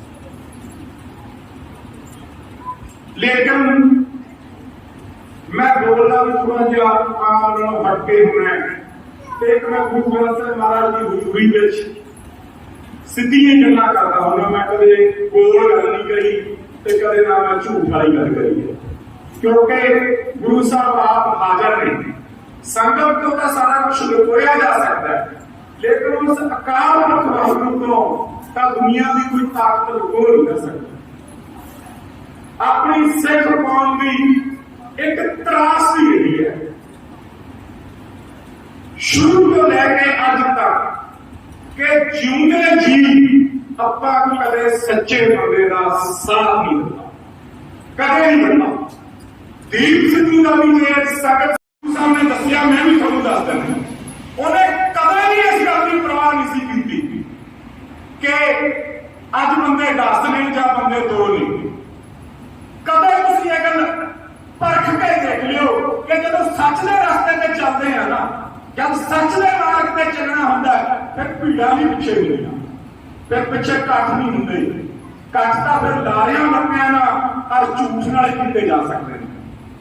ਉਹ ਨੌਜਵਾਨ ਜਿਸ ਦਿਨ ਤੋਂ ਪੰਜਾਬ ਵਿੱਚ ਆਇਆ, ਉਹਨੇ ਕਿਸਾਨੀ ਸੰਘਰਸ਼ ਦੀ ਗੱਲ ਕੀਤੀ, ਤੁਹਾਡੇ ਹੱਕਾਂ ਦੀ ਗੱਲ ਕੀਤੀ, ਅਨੰਦਪੁਰ ਸਾਹਿਬ ਦੇ ਮਤੇ ਦੀ ਗੱਲ ਕੀਤੀ, ਸੰਤ ਬਾਬਾ ਜਰਨੈਲ ਸਿੰਘ ਉਹਨਾਂ ਦੀ ਗੱਲ ਕੀਤੀ। ਜਿਸ ਦਿਨ ਸੰਤ ਜਰਨੈਲ ਸਿੰਘ ਉਹਨਾਂ ਦੀ ਗੱਲ ਕੀਤੀ ਨਾ ਉਹਨੇ, ਉਸ ਦਿਨ ਪਤਾ ਲੱਗ ਗਿਆ ਸੀ ਕਿ ਉਹਦੇ ਅੰਦਰ ਕੌਮ ਪ੍ਰਤੀ ਕਿੰਨਾ ਪਿਆਰ ਹੈ।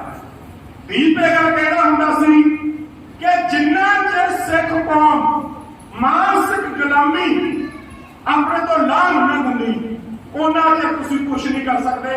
ਔਰ ਇਹ ਗੱਲ ਬਿਲਕੁਲ ਅਟਲ ਸੱਚਾਈ ਹੈ।